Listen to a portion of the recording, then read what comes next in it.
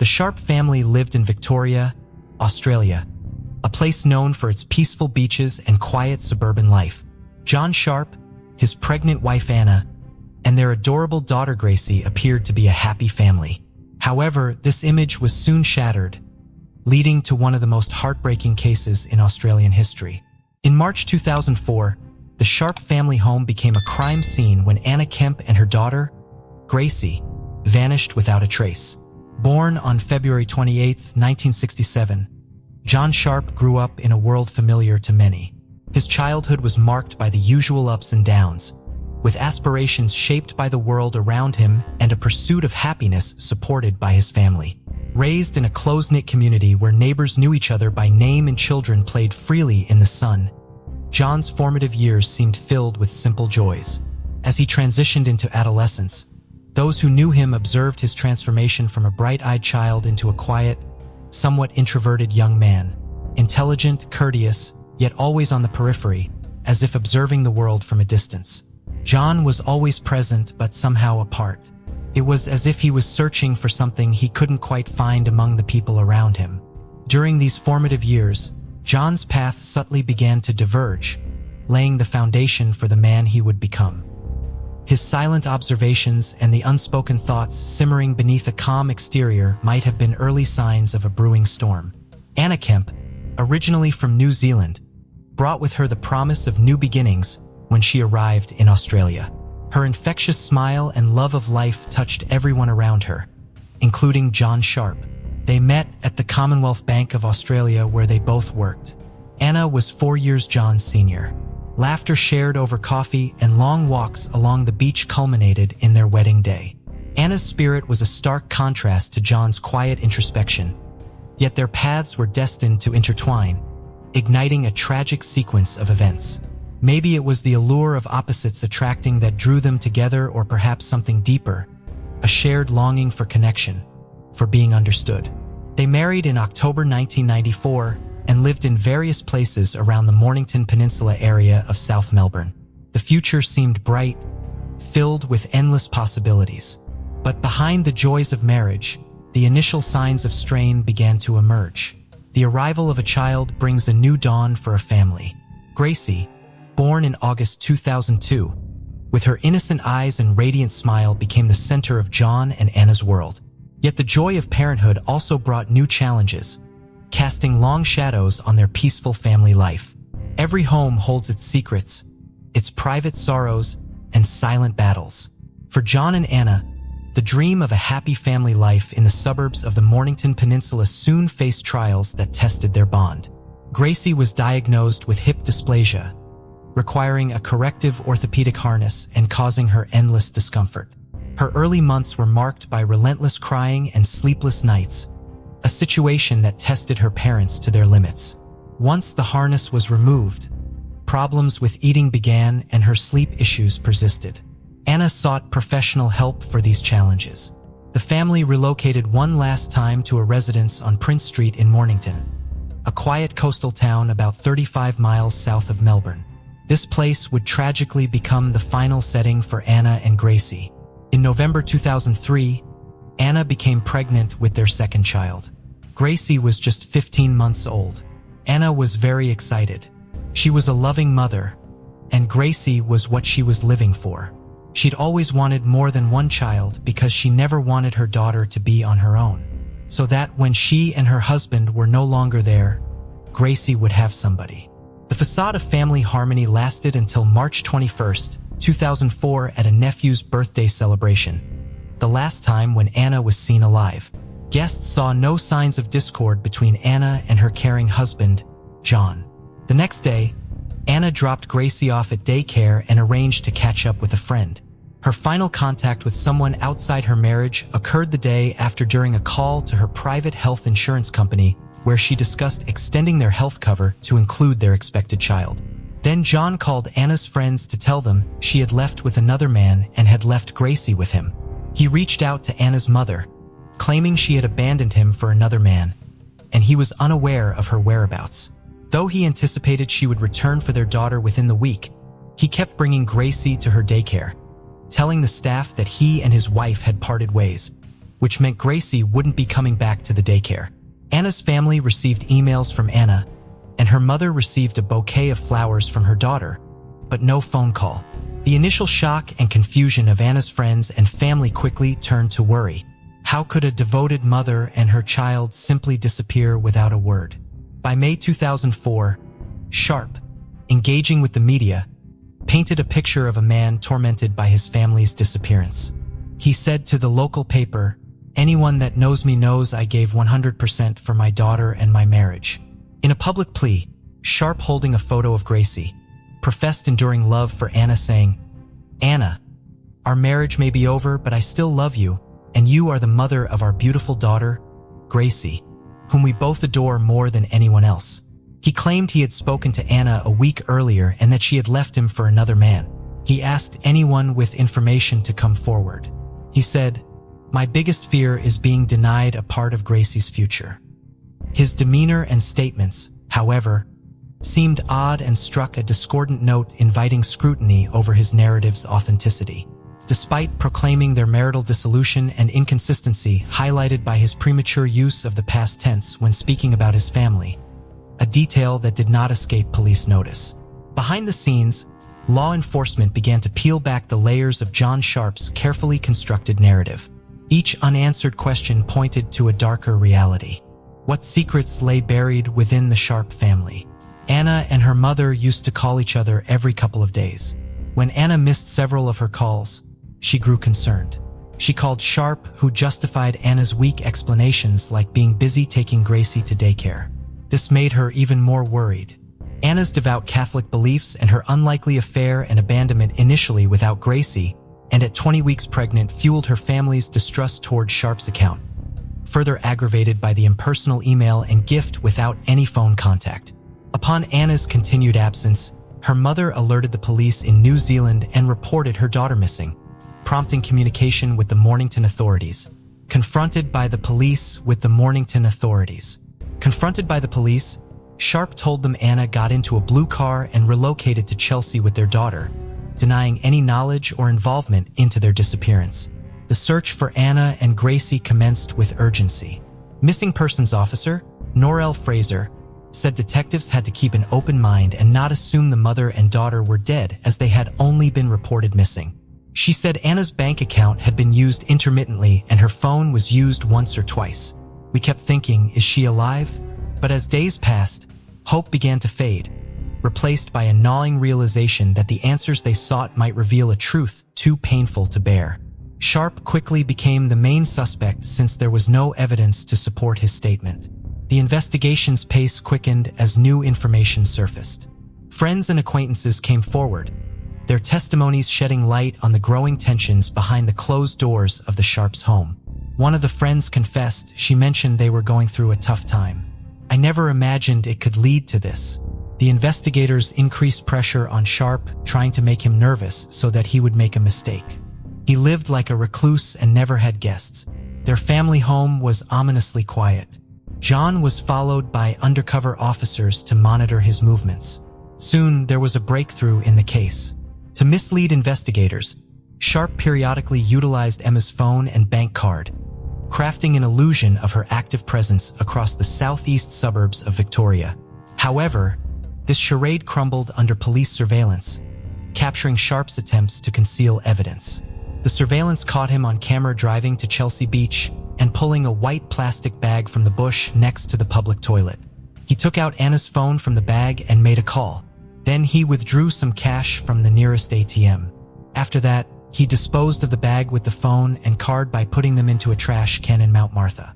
He then drove home and called the missing persons unit, telling them that his wife had just called him and withdrawn cash from their joint account. But the team already knew exactly what had happened. The evidence was irrefutable, pointing to a conclusion that was unthinkable. Not having enough evidence to charge Sharp with murders and being unable to determine his motive, the investigators hoped that he could lead them to the bodies. But as days passed with no action from Sharp, the decision to arrest him was made. On June 10th, Sharp faced another round of questioning by the authorities. He persisted that Anna had willingly departed on March 23rd. However, the investigators remained skeptical, noting his emotional detachment regarding his wife's supposed affair and subsequent departure with their daughter. Discrepancies in Sharp's timeline emerge. The man who claimed ignorance now appears as a master of evasion. Norel Fraser said about Sharp, "I don't think anybody would know how John felt about anything. He was a closed book. He was very insular. He was a loner. He didn't show any emotion. He showed no personality." The investigators thought of another way to get his confession. They invited his parents and showed them the footage of John on Chelsea Beach and then asked them to talk to their son. It is the presentation of an undeniable piece of evidence that marks the turning point in the investigation. An hour after his parents left, John began to talk as he realized the inevitability of his situation. His final barriers of denial and self-preservation eroded, revealing the truth of his psyche, a man ensnared by his own darkest impulses. What turned his heart so cold that he became a stranger even to those who thought they knew him best? Sometimes the greatest dangers lurk in the places we expect the least. Sharp's confession laid bare the reality of what transpired within the walls of the Sharp home. He told police he had fantasies of murdering his wife for several months before ultimately killing her. Adjusting to life with a baby, sleepless nights, financial pressures, and the routine of daily life added layers of complexity, pushing the family to a breaking point. Sharp explained that he killed Anna because she was controlling and moody and was getting on his nerves. Their marriage was unhappy. Sharp perceived his wife's assertive personality as undermining his masculinity. He stated Anna used to wear the pants in the family. Sharp told the investigators that Anna's pregnancy was a surprise to him. He didn't want another child and viewed the new pregnancy as an additional burden, harboring resentment towards Anna and their unborn child in silence instead of voicing his concerns. He even questioned if it was his child at all. John was self-employed as a conveyancer. The financial responsibility of a growing family overwhelmed him. He seemed withdrawn. Anna was trying to bridge the growing distance between them. But as she reached out, John's retreat into himself became more pronounced. With each passing day, John became more distant, a prisoner of his own mind, ensnared by thoughts he could not share and feelings he could not express. Anna thought to keep her family together, unaware of the darkness taking hold of her husband's heart.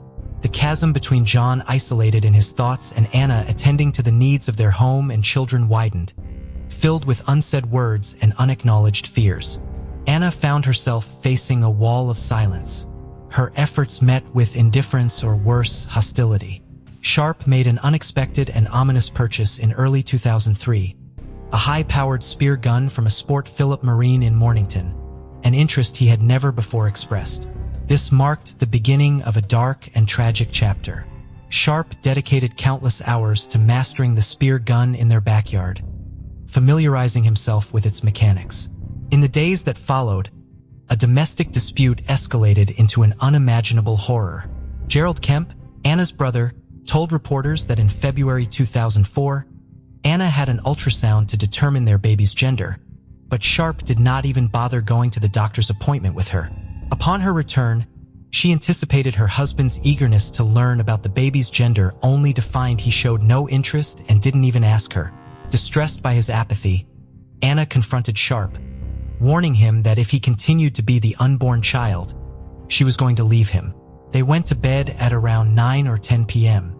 Anna quickly fell asleep while John stayed awake, consumed by their argument and the overall dissatisfaction with their marriage. Eventually, he stepped out to the backyard garage, retrieving the spear gun that he didn't use outside of his target practice sessions. In a chilling sequence of events, Sharp crept back into the room where Anna was sleeping peacefully, coldly aiming a charged spear gun at her while their 20-month-old daughter lay asleep in her bed. The first shot did not end her life as she was still breathing, and with a grim resolve, he reloaded and fired again, this time fatally wounding Anna and the unborn child she carried. Afterward, he covered her with towels and retreated to sleep the rest of the night on the sofa downstairs. The next morning, Sharp tried to remove the spears, but managed to remove only the shafts. Completing this grim task, he then dropped off Gracie at her daycare, later turning away a TV antenna technician booked by Anna with the excuse of Anna's absence, her body still in the bedroom. Under the cover of night, He buried Anna in a hastily dug shallow grave in the garden.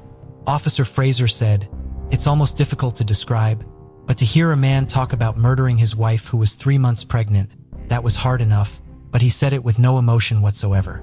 She compared his confession to saying what he'd had for breakfast that morning. In the days that followed, Sharp took Gracie and revisited the marine supply store for another spear. He said, "I was thinking of taking care of Gracie by myself, and just amongst all this madness, that's when I lost the plot." When asked why he killed Gracie, he said, "I don't really know," and called it irrational madness. Sharp told the police, "You know what you're doing is sort of insane, but there's just this weird part of you that's almost unstoppable or something. You're almost like an automatic pilot sort of thing. I can't really remember much of what I thought of anything, just apart from the sort of crazy sensation. It was totally emotional." He said that for the next 4 days, voices in his head debated Gracie's fate.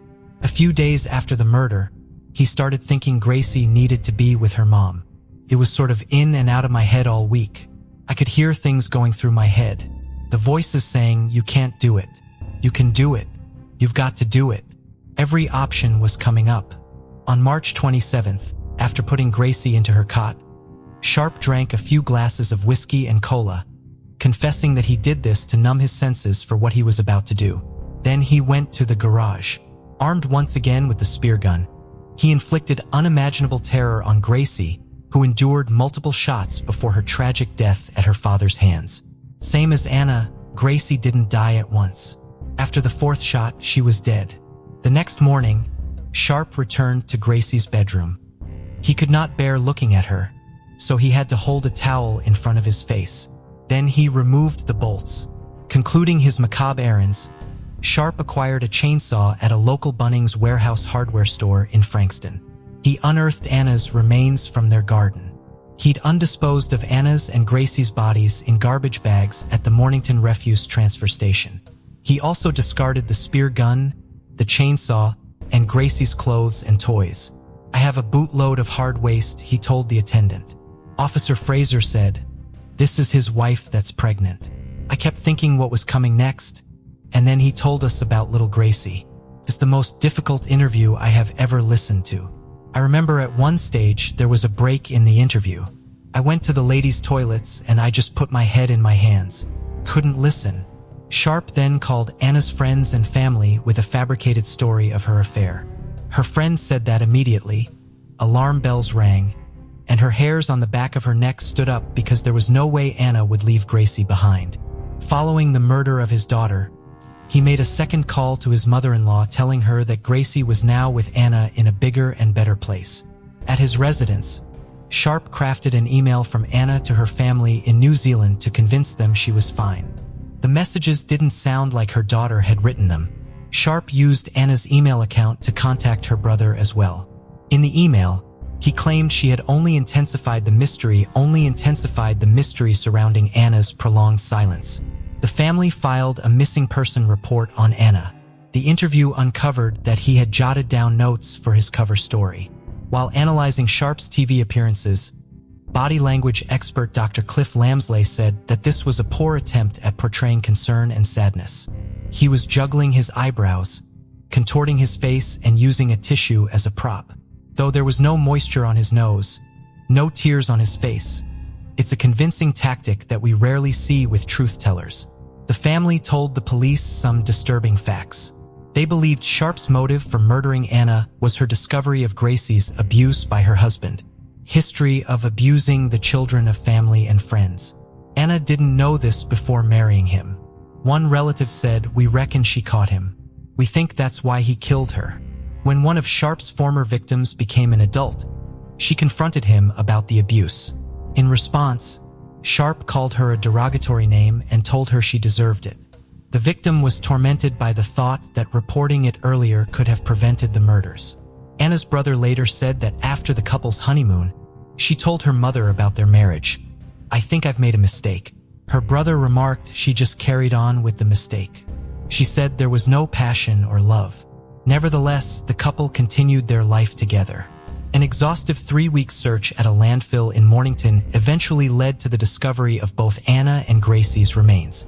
Norelle Fraser was a member of Victoria Police for almost 30 years. One case she will never forget is the Mornington monster. During the search, she spotted a blue bag. She opened it but saw a kitchen glove, so the search continued. However, she had a gut feeling that something was wrong, so she returned to the bag. She then realized that the glove was not what it seemed. She said, "It's funny, but I knew I'd find Anna. Just an innate feeling I can't describe any better than that. And when I did find her, I couldn't leave her. I sat with the bag waiting for crime scene to arrive. I couldn't bear the thought of her being alone in the tip without anyone with her. I've thought about it since, and I know it sounds bizarre, but I almost feel like Anna was reaching out to me. I was determined to make sure that Anna wouldn't end her life in this tip. I just knew I would find her, and I did. Soon, she realized that Gracie must be close by. I put my head in my hands, and I just cried. I cried for what Anna had endured, for Anna's family, for humanity as a whole, I suppose. They were laid to rest at Green Park Cemetery in New Zealand with Anna's maiden name, Kemp, marking their final resting place. The memorial also bears the name of Anna's unborn son, Francis. During the trial, the attorney aimed to shed light on John Sharp's psyche, his mental anguish that preceded the tragic events. Through the defense's lens, Sharp's life was depicted as being full of mounting pressures, financial strain, marital discord, and a crippling sense of entrapment. The sentencing judge said the events of the crime were too awful to contemplate and singular in its barbarity. He stated that Sharp had murdered his daughter simply so that his first crime would not be discovered, which was unspeakably callous. Forensic psychologist Carrie Dane said, "John Sharp was a quiet man, a shy man." Another way of looking at this was that he was actually quite socially inept. He didn't have much in the way of communication skills. He didn't have a lot of emotional intelligence. Psychiatrist Dr. Lester Walton had described Sharp as dependent, passive, and the retiring individual who was unable or reluctant to confront problems. Sharp believed the only way of solving his marriage difficulties was to kill his wife.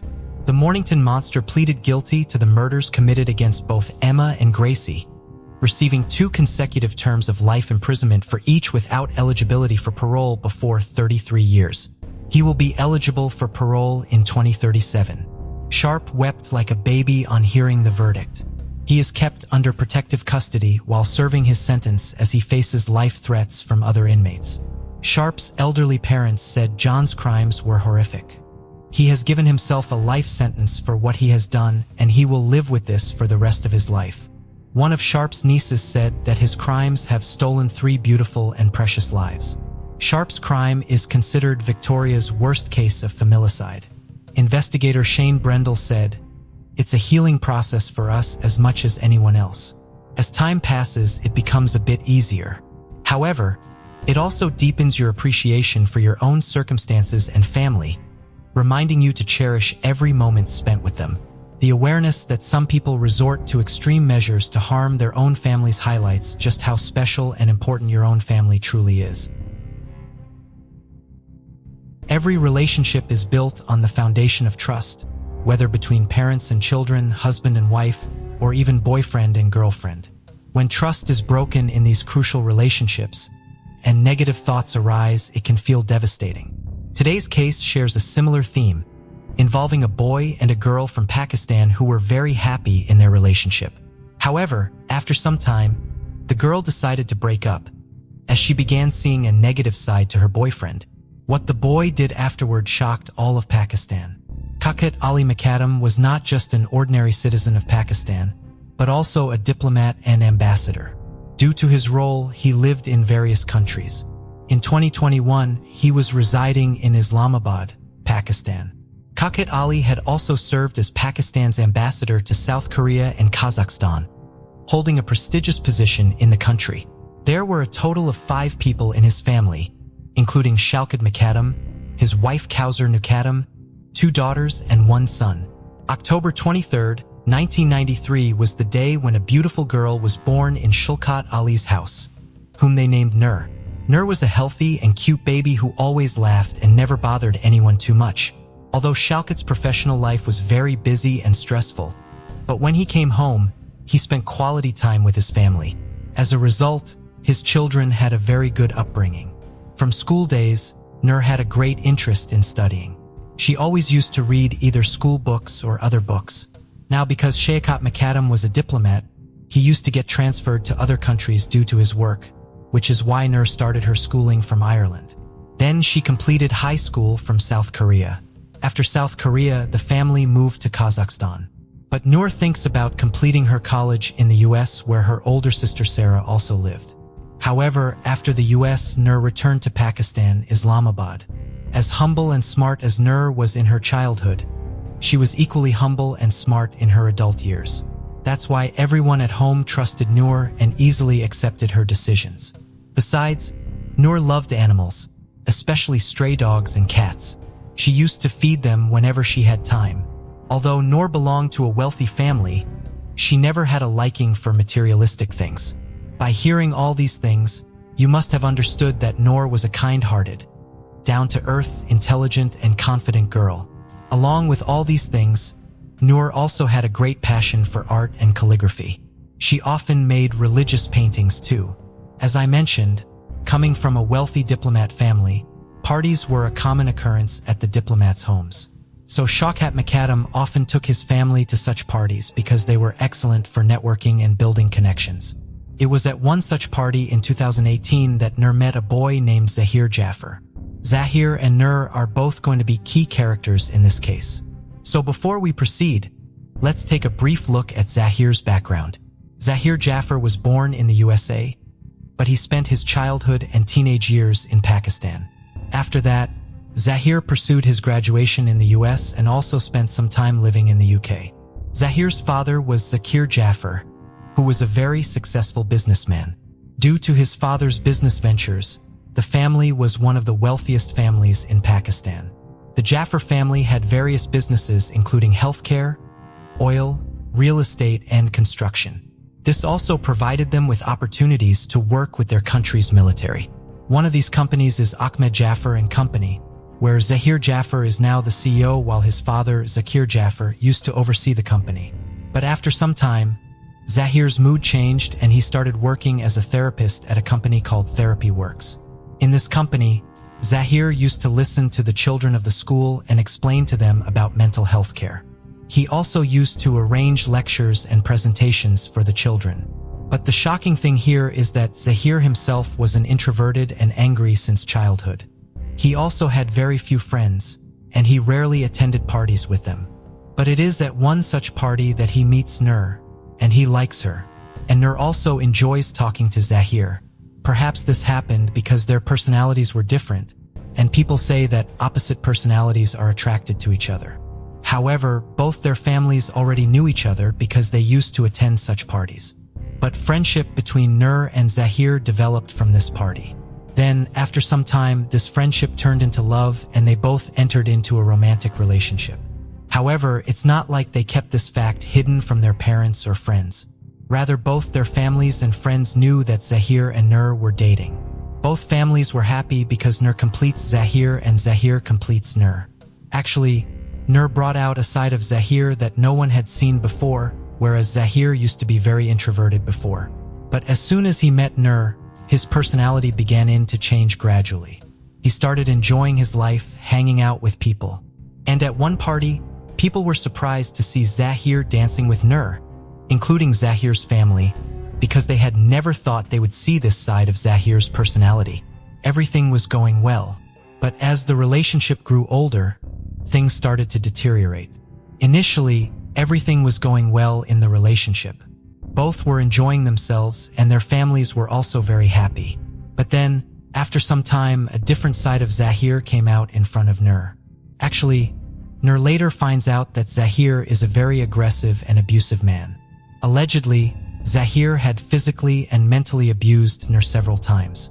Not only that, Zahir had also raised his hand against his own mother before.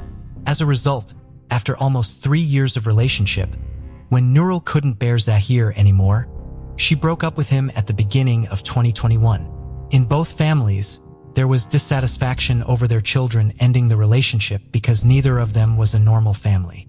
And in such affluent households, It's not typical for a boy and a girl to enter a relationship, break up shortly after, and then enter into a relationship with someone else later. In fact, people like them also see relationships as a business. Like most wealthy families, they marry off their sons or daughters where they can profit. But besides that, Zahir was also displeased that Nur left him, and now he took it as an affront to his male ego. However, after some time, Zahir also started thinking about moving on, and then he thought he would go back to the US and settle there because he also had US citizenship along with Pakistani citizenship. Now let's jump to July 18th, 2021.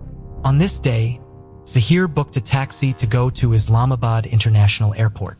Actually, according to Pakistan Standard Time, Zahir's flight to New York was at 3:50 a.m. on July 19th. He had already packed his bags and informed his family about it. But before leaving, he wanted to meet Nur just once, so he called Nur on the evening of July 18th. At that time, Nur was at her home preparing for Eid with her family. Now Zahir called Nur and requested, "I am leaving this country for New York, and I will never come back here again. But I will settle in the US, so please meet me once before I leave." Additionally, Zahir told Nora, "Come to my house. We'll meet, and then when I leave for the airport from my house, I'll drop you off at your home first." Although these two had already broken up, before that they had been in a relationship for 3 years, which led Nur to say yes to meeting Zahir. After that, at 9:05 p.m., Nur leaves her house.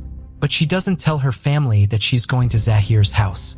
She just says she's going to her friend's house and will be back soon. Around 10 p.m., Nur arrives outside Zahir's house at the scent location in Sector F74. But strange things start happening from here. Now, as I told you, Zahir's flight was at 3:50 a.m., but between 10 and 11 p.m., Zahir calls his travel agency multiple times. Zahir called his travel agency and started asking them very strange questions like, "What would happen if I don't board this flight? Will I get my refund back? If I decide to book tickets again after 10 days, what will happen?" Sometime later, Zahir called his travel agency again and said that now I'm not canceling my ticket, but I've decided to go to the US on this flight. But let me tell you, during this time, Nur was inside his house with him. But for her, this house was a new place because she had never been here before. Afterward, the taxi that Zahir had booked to go to the airport also arrives outside Jathra's house at exactly 11 p.m. However, Zahir doesn't come out of the house for half an hour. Meanwhile, the taxi driver called Zahir 2 or 3 times, but Zahir told him to wait, saying, "I'll be there in just 5 minutes. However, at 12:07 a.m., he calls the taxi driver again and says, "My plan to go to the airport is canceled now. Anyway, if we leave for the airport now, I won't be able to catch my flight." Despite waiting for more than an hour, Zahir pays the taxi driver half the fare. Actually, Zahir had booked this taxi for 2,000 Pakistani rupees. Now after that, the taxi driver leaves from there. But at 1:40 a.m., Zahir calls the taxi driver again and asks him to come back to his house. Now the taxi driver also returns to Zahir's house because he knew he would get the full payment. But this time too, Zahir made the taxi driver wait outside the house for a few minutes. And then at 2:15 a.m., Zahir comes out with his luggage. But the strange thing this time was that Nur was also with him, and she didn't have sandals on her feet, which the driver found very strange. However, what struck him as even strange was that Zahir was talking to Nur during the car ride, but Nur wasn't responding to his words. Although the driver didn't pay much attention to this at the time, halfway through, Zahir told the driver, "Now take the car back towards home anyway. We're already very late. I don't think we'll make it to the airport on time and catch the flight." After that, the taxi driver drops them off again at Jaffar's house at 2:35 a.m. But as soon as Nur got out of the taxi, Zahir pulled her inside the house. According to the taxi driver's statement, he felt like Nur wasn't supposed to go back inside the house with Zahir, but Zahir forcefully took her inside. Then on July 19th, Nur stayed at Zahir's house the whole day, and then July 20th arrived, which was the day of Eid. Nur had come to Zahir's house to meet him on July 18th at 9:05 p.m. But now it had been more than 24 hours, and Nur's father and mother had returned home after shopping for Eid. But when they find out that their daughter has been missing from home for 24 hours at 12:57 a.m. on July 20th, Showkat Muqaddam texts his daughter asking her where she is. However, Nur doesn't reply to that text message. Then at 5:48 a.m., Nur's mother messages her, and two family friends also call Nur. Yet there is no response from Nur. This causes worry for Nur's parents, and they were about to inform the police about it. But at 10:43 a.m., Nur sends a voice recording to her mother. However, the contents of that recording were never made public, but it was the last time Nur's mother, Countess Muqaddam, heard her daughter's voice. But after sending the voice message, another strange thing happens. Zahir immediately calls Nur's mother from his own phone and tells her that Nur is not at his house, trying to prove that he hasn't even seen Nur. Then from 1 p.m. to 7 p.m. that same day, Zahir repeatedly calls his father, Zakir Jaffer. However, at around 7:10 p.m., Nur is seen on CCTV cameras. But by that time, her condition was very bad, and it seemed as though Zahir had tortured her severely. In the CCTV footage, Nur is seen jumping from the balcony of Zahir's house on the first floor and falling directly onto an iron grill. This caused her to sustain an injury to her abdomen, which is why she is seen holding her stomach in this clip. She was actually distressed by Zahir's harassment and wanted to leave the house. However, the security guard closed the gate, and meanwhile, Zahir also jumps from the balcony to catch Nur and brings her back inside. But as he was bringing her back, Nur falls down, but Zahir drags her inside. Now I should tell you that it wasn't just Zahir and Nur inside the house. There was also a security guard, a cook, and a gardener, but none of them helped Nur. In fact, from July 18th to July 20th, Nur attempted to escape from this house 6 times. But each time, one of Zahir's servants informed him, and Nur was always caught. But this time, because of Nur's attempt to escape, Zahir becomes very angry. After bringing Nur back inside, he calls his father once again around 7:30 p.m. But since then, Zahir didn't call anyone for 30 minutes because in the meantime, Zahir first attempts to shoot Nur with his handgun. But as soon as he presses the trigger, his gun jams. However, even after that, Zahir doesn't stop wanting to kill Nur. It was already in his mind. So he takes out a Swiss knife and starts stabbing every part of Nur's body. Meanwhile, Nur scratches Zahir's face and arms with her nails. But after some time, Nur's condition deteriorates so much that she faints. Nur was unconscious, but even then, Zahir kept stabbing her with the knife. Afterward, he grabs Nur by the throat and keeps squeezing until Nur's last breath is gone. Later, Nur's post-mortem report reveals that she died due to lack of oxygen. But before killing Nur, Zahir ripped her several times. But Zahir didn't stop there. After Nur's death, he pulled out his knife and started cutting Nur's throat. And finally, he severed her head from her body. After killing Nur, Zahir quickly calls his father and friends saying, "Thieves have broken into our house and I need help." At the same time, some of Zahir's friends head towards his house. However, Zahir's father wasn't there. That's why he called the CEO of the company where Zahir worked, named Therapy Works, and said, "Quickly go to my house and save my son at any cost." In reality, Zahir's father, Zakir Jaffer, called the CEO of that company because they needed to erase all evidence of Nur's murder by going to Zahir. Moreover, the CEO of the company had to comply because Zahir's father was funding the company.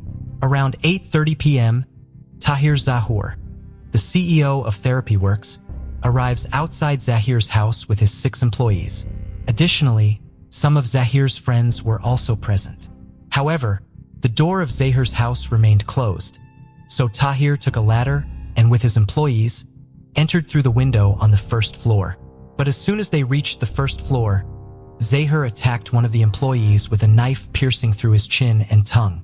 Zahir was extremely angry at that moment, so 5 to 6 people quickly grabbed him to control him. After this, Zahir's hands were tied behind his back and ropes were also tied around his feet. But as soon as the people went inside Zahir's room from the balcony, they were stunned. In fact, there was blood everywhere on the floor, even on the walls of the room. Then they saw Nur's body in the center of the room, but her head was 3 feet away from her body. Now everyone inside the room was astonished to regain control over Zahir and after seeing Nur's dead body. But in the meantime, the neighbors were also quite alert because when Zahir was being caught, he was screaming a lot, which made his neighbors call the police. After that, the police arrived there, and then on July 20th, around 10 o'clock at night, the police called Countess Muqaddam to inform him that his daughter had been murdered. Hearing this sad news, Muqaddam's family home was engulfed in mourning because their youngest and dearest daughter was no longer in this world. But Nur's family knew who had done all this, and now they wanted to punish Zahir. But now they were worried about how Zahir would confess his crime. But Zahir did something very strange here too. As soon as the police caught Zahir, he confessed in a short while that he was the one who had killed Nur, and he had done so because he loved Nur very much. He had even proposed marriage to Nur, but she had rejected his marriage proposal and later broke up with him. This hurt Zahir's ego, so he booked his and Nur's one-way tickets to New York for July 19th. But before this, Zahir had decided that if Nur agreed to go to New York with him, they would get married and settle in New York. But if Nur didn't agree, he would kill her. However, from July 18th to 20th, Zahir tried to convince Nur for marriage. But when Nur refused to marry him, Zahir finally assaulted her very brutally. Although all the servants in Zahir's house knew what Zahir did with Nur, none of them tried to stop him even once, not even daring to call the police because they were afraid that if they did, Zahir would not spare them. Now, even though Zahir had confessed his crime in front of the police, when the case went to court, he was behaving strangely in court. Firstly, he entered the court looking disheveled as if he hadn't bathed for days. Besides, he shouted loudly in the courtroom, even abusing the judge. Furthermore, the police had to drag him into the court and out of the court forcefully. However, he was doing all these things to prove that he is mentally unstable, and because of this, he should be spared from the death penalty for the murder of Nur. If it were proven that Zahir is mentally unstable, then firstly, his punishment would be reduced, and secondly, he would escape the death penalty. Actually, Zahir had schizophrenia, and he wanted to take advantage of it by telling the court that he is mentally unfit. Actually, schizophrenia is a serious mental illness in which a person is mostly lost in the world of imagination and knows very little about the real world. Because of this, he often behaves strangely. But when Zahir's medical examination was done, the report clearly stated that Zahir is mentally fit, and whatever he did with Nur, he did it consciously. But this made it clear that Zahir was an abuser and an aggressive person. Besides, there were many harassment cases against Zahir in both the US and Pakistan. In this case, during the ongoing trial in court, the entire Pakistan raised its voice for justice for Nur. Rallies and marches were held every day. As a result, on February 24, 2022, Nur received justice, and Zahir was sentenced to 2 death penalties, one for physically assaulting Nur and the other for her murder. Additionally, his 2 house staff, Iftikhar and Muhammad Khan, were also sentenced to 10 years in jail. Looking at the photos, you wouldn't know much, but Zahir was a powerful, tall, and aggressive man with whom a sweet and innocent girl, Nur, spent almost 48 hours. And those 48 hours were nothing less than hell for her. So with this, the Nur Muqaddam murder case comes to an end right here.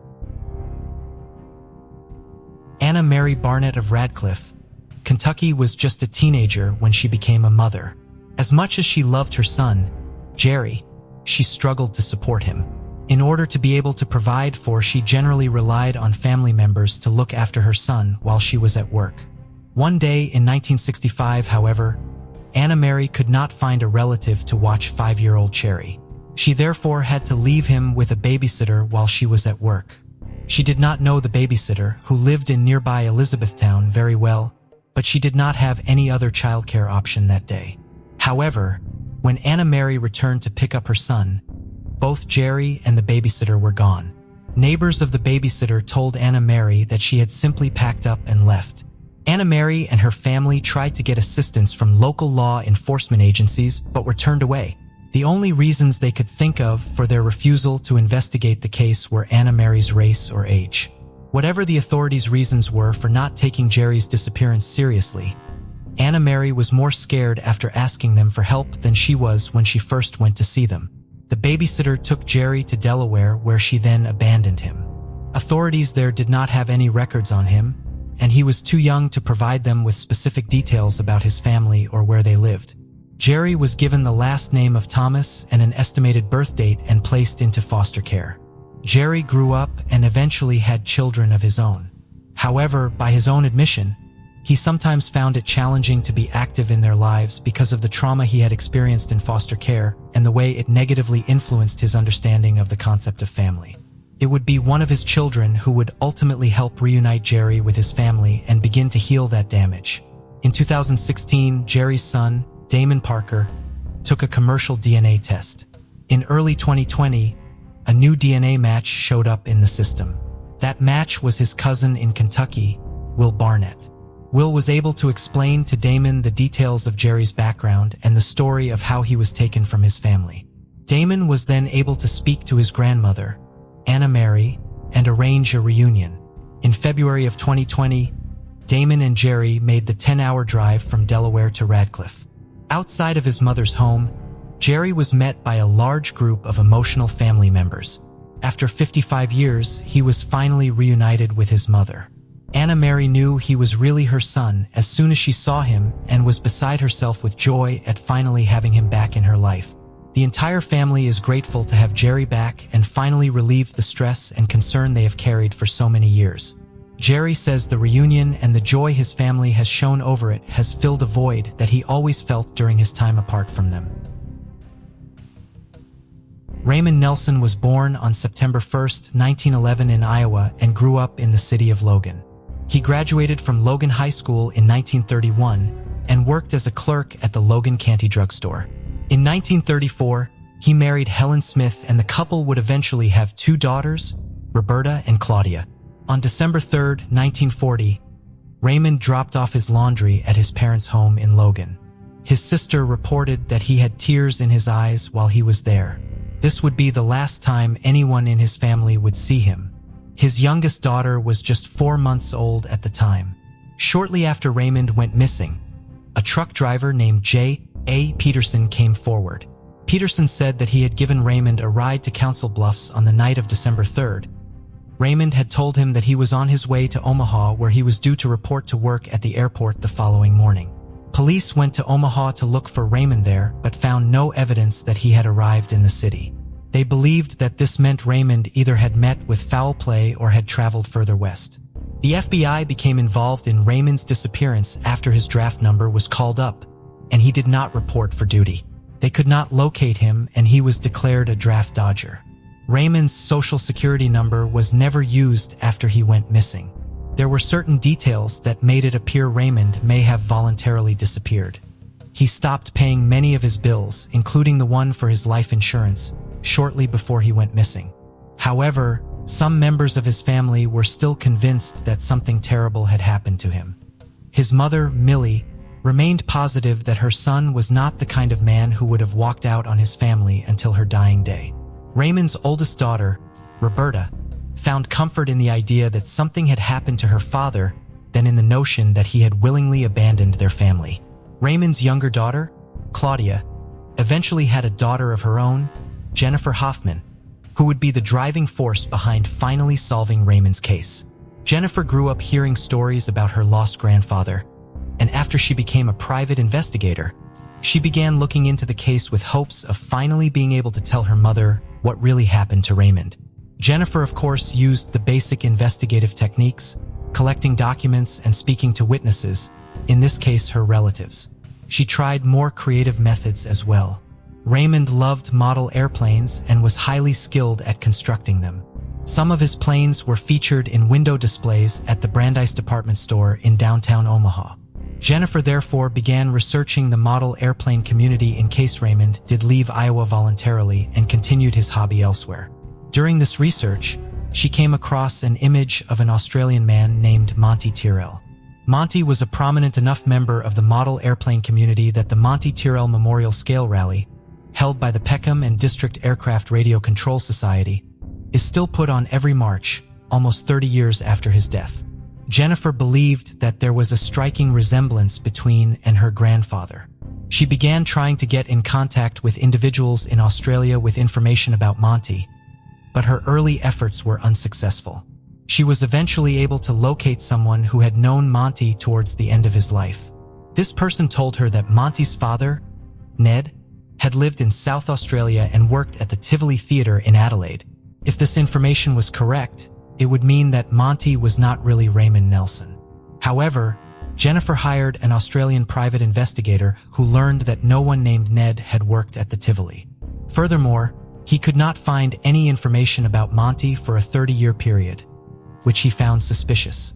By 2004, Monty Tyrrell was Jennifer's strongest theory, but she had no way to prove if he really had been her grandfather. The lack of resolution in the case would nag Jennifer for the next 16 years until she received a phone call that would close it. In the spring of 2020, a man named Mark Nelson was using Ancestry.com to research his family. When researching the life of his grandfather, Roy C. Nelson, he was unable to find any information about him from before 1940.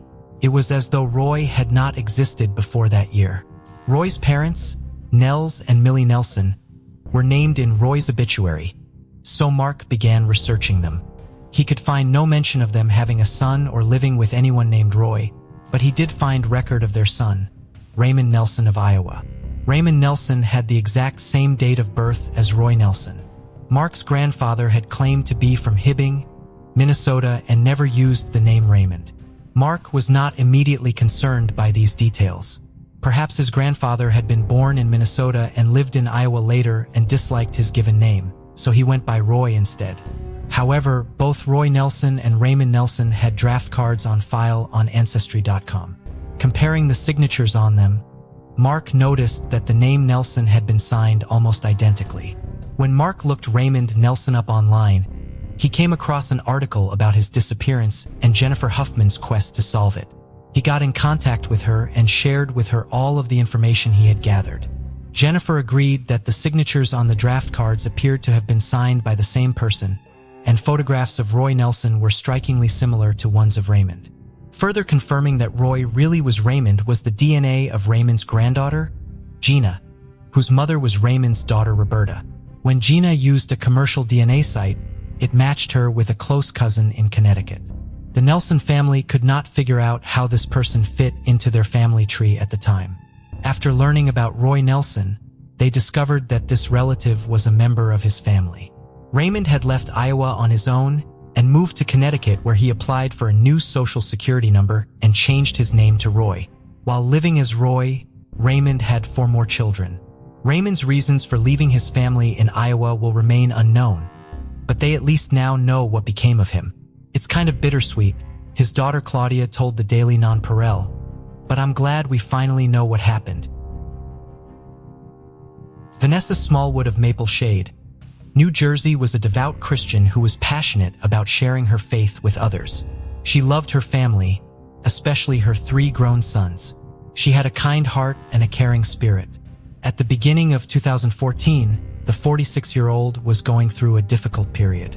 She was unhappy with her marriage and on disability from her job as a contractor at the Philadelphia International Airport.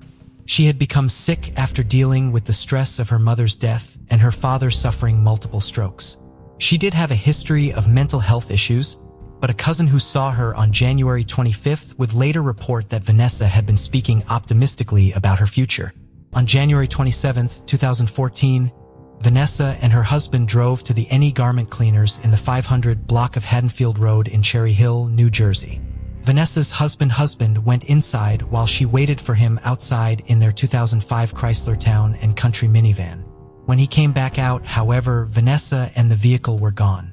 Vanessa's cell phone pinged near Broad Street in Clayton, New Jersey, approximately 25 miles south of where she was last seen, at 10:22 a.m. on the day she went missing. This would be the only indication of where she went after leaving the dry cleaners. There was no activity on her credit cards or bank accounts, and authorities could not locate her vehicle. On January 16, 2020, divers from the Walker Diving Underwater Construction Company were clearing debris from the Salem River near the Port of Salem to ensure that the river was safe for shipping. During this process, they came across a badly mangled Chrysler van submerged underwater. The van was pulled from the river around noon that day, and human remains were found inside of it. They were later confirmed to be Vanessa Smallwood. Vanessa's exact cause of death has not been revealed, but Salem County Prosecutor John Linehan did announce that the medical examiner found no indications of foul play in the case. 6 years after Vanessa went missing, her family was finally able to lay her to rest. Lisa Maria Kaisa was born in 1994 into a large family with 8 siblings. It was a big family, but far from prosperous. Her parents were often preoccupied with their own issues, leaving little room for love or care for their children. There were also rumors of abuse and violence within the household. The tragic events in this story unfolded in 2020, at the height of the global battle against COVID-19. In a quiet corner of Ecuador, in the small parish of Pifo on the northeastern outskirts of Quito, a series of horrifying events took place unnoticed by many. This is where Lisa Maria Kaisa, a woman with an enigmatic gaze, was born and raised. Her life story soon turned into a true Ecuadorian nightmare. On Tuesday, October 27, 2020, Lisa sent several desperate messages to the father of her children, David. Their relationship was on the verge of collapsing. In these messages, Lisa expressed her love for him and shared the news of an unexpected new pregnancy. But as the conversation continued, Lisa wrote that her life was losing meaning and that she felt the decision to terminate the pregnancy was inevitable. She pleaded with David to come to her, but he refused, influenced by his parents' insistence that he stay home. By the early morning hours of October 28th, neighbors in Lisa's home heard a faint cry for help. When they looked out the window, they saw a woman lying on the floor, showing signs of vomiting. The neighbors quickly rushed to her aid, calling emergency services. When doctors and police arrived, they found Lisa in critical condition but still alive. After administering first aid, she was immediately hospitalized. However, inside the house, her children, a 5-year-old girl and a 9-year-old boy, were found unconscious. The doctors were unable to help them. Their little hearts had stopped beating at that point. Authorities learned the identity of the children's father and contacted David Acosta, who upon learning of the tragedy immediately arrived on the scene accompanied by his father. He was informed that Lisa was in the hospital and his children were found without signs of life.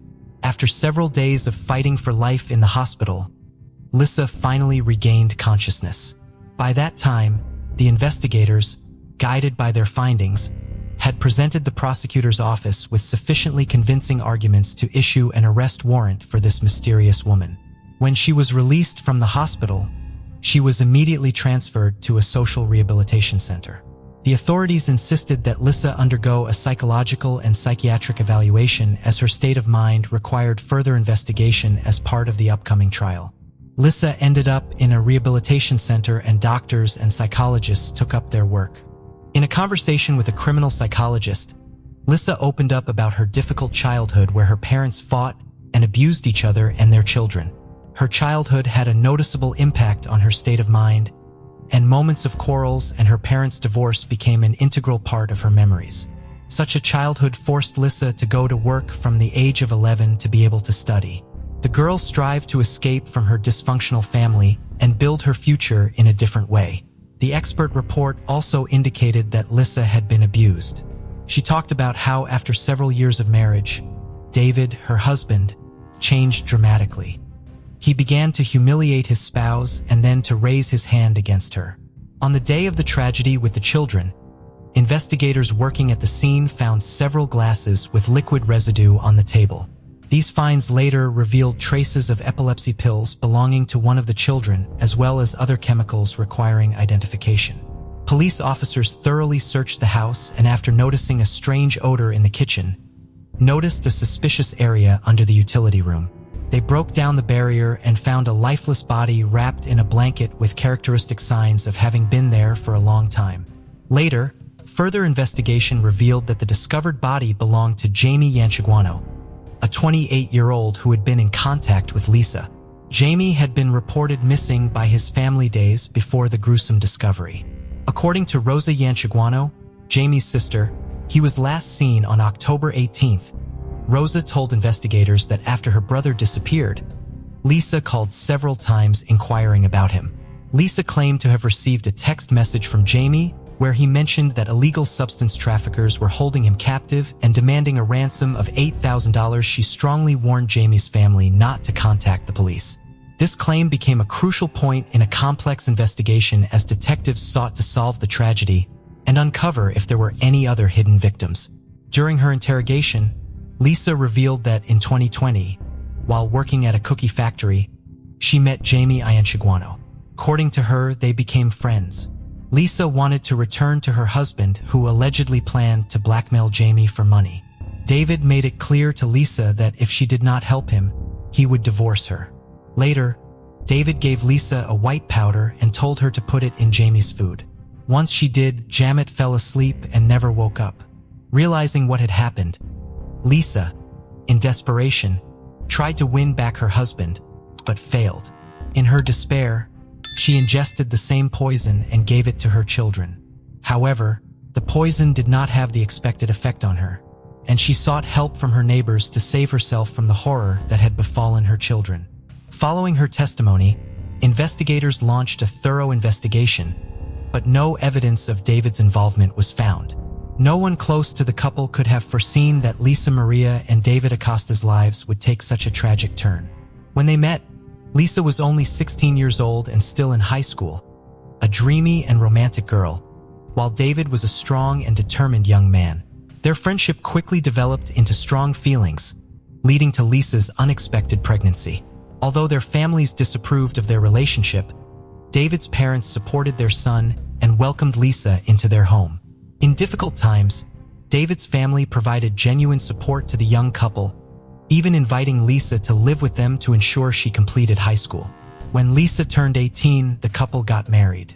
2 years later, they were expecting their second child, a daughter. David's parents decided to provide the young couple with their own home, giving them an apartment where they found a corner of family happiness. However, over time, their relationship began to deteriorate. Both spouses were unfaithful, leading to mistrust and disappointment. Their once boundless love began to weaken.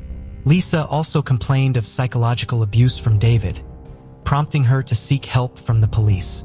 Eventually, she was granted a protective order, forcing David to leave the family home. At this point, Lisa began to blackmail David, demanding money for the chance to see their children. In early September 2020, Lisa's life took an unexpected turn when her eldest son began suffering from seizures. In desperation, she took him to the emergency room at Baca Ortiz Hospital. After stabilizing his condition, doctors conducted tests and diagnosed a focal form of epilepsy, a severe condition affecting a specific part of the brain. Doctors advised Lisa to undergo further tests, including MRIs, and to consult specialists urgently. However, Lisa ignored these recommendations. A month later, her son suffered another seizure, and they returned to the emergency room. Reviewing his medical history, doctors discovered Lisa had not followed their earlier advice, failed to complete tests, and had not seen specialists, leaving her son without necessary treatment. They warned her that continued neglect could lead to legal consequences. Despite the warnings, Lisa disregarded the medical advice. A few weeks later, after her son's condition resurfaced, she called David, who was alarmed by her serious tone. She informed him that a social worker would visit to discuss. To brighten the waiting time, Lisa offered him a drink. However, as David drank the drink, he suddenly felt unwell. His condition was worsening and the social worker had not shown up. So David decided to go home to get something to deal with his discomfort. The next morning, David woke up in a terrible state. He could barely speak because his tongue was numb. Every step caused discomfort and his eyes hurt. His parents insisted on calling an ambulance. David was taken to the hospital where he spent several days. Tests revealed the presence of a psychoactive substance in his system. But given that he hadn't used anything of the sort, David began to speculate how this could have happened. Eventually, he speculated that perhaps someone had deliberately slipped him some substance in a public place. David was grateful for his life and realized that what had happened could have ended much worse. In early October 2020, Lisa made the decision to hire a nanny for her children. Her cousin Patricia recommended her friend Bertha, a responsible 48-year-old woman looking for work. On Monday, October 5th, Bertha arrived at the young mother's house. Lissa urged her to take a pill that she said helped prevent infection with the COVID-19 virus, an epidemic of which was at its height at the time. Claiming that it was a highly effective natural remedy, Lissa convinced Bertha to swallow the medicine and enter the house. They sat down to discuss the babysitter's childcare duties. A few minutes later, Bertha began to feel sick. She felt a headache. Her stomach began to upset, and eventually, she vomited. A short while later, Patricia showed up. It turned out that she had called her cousin repeatedly, but Lissa didn't answer, which alerted Patricia. She decided to check what had happened and immediately went to her house. Upon entering, she found Bertha lying on the couch, who was practically fainting already.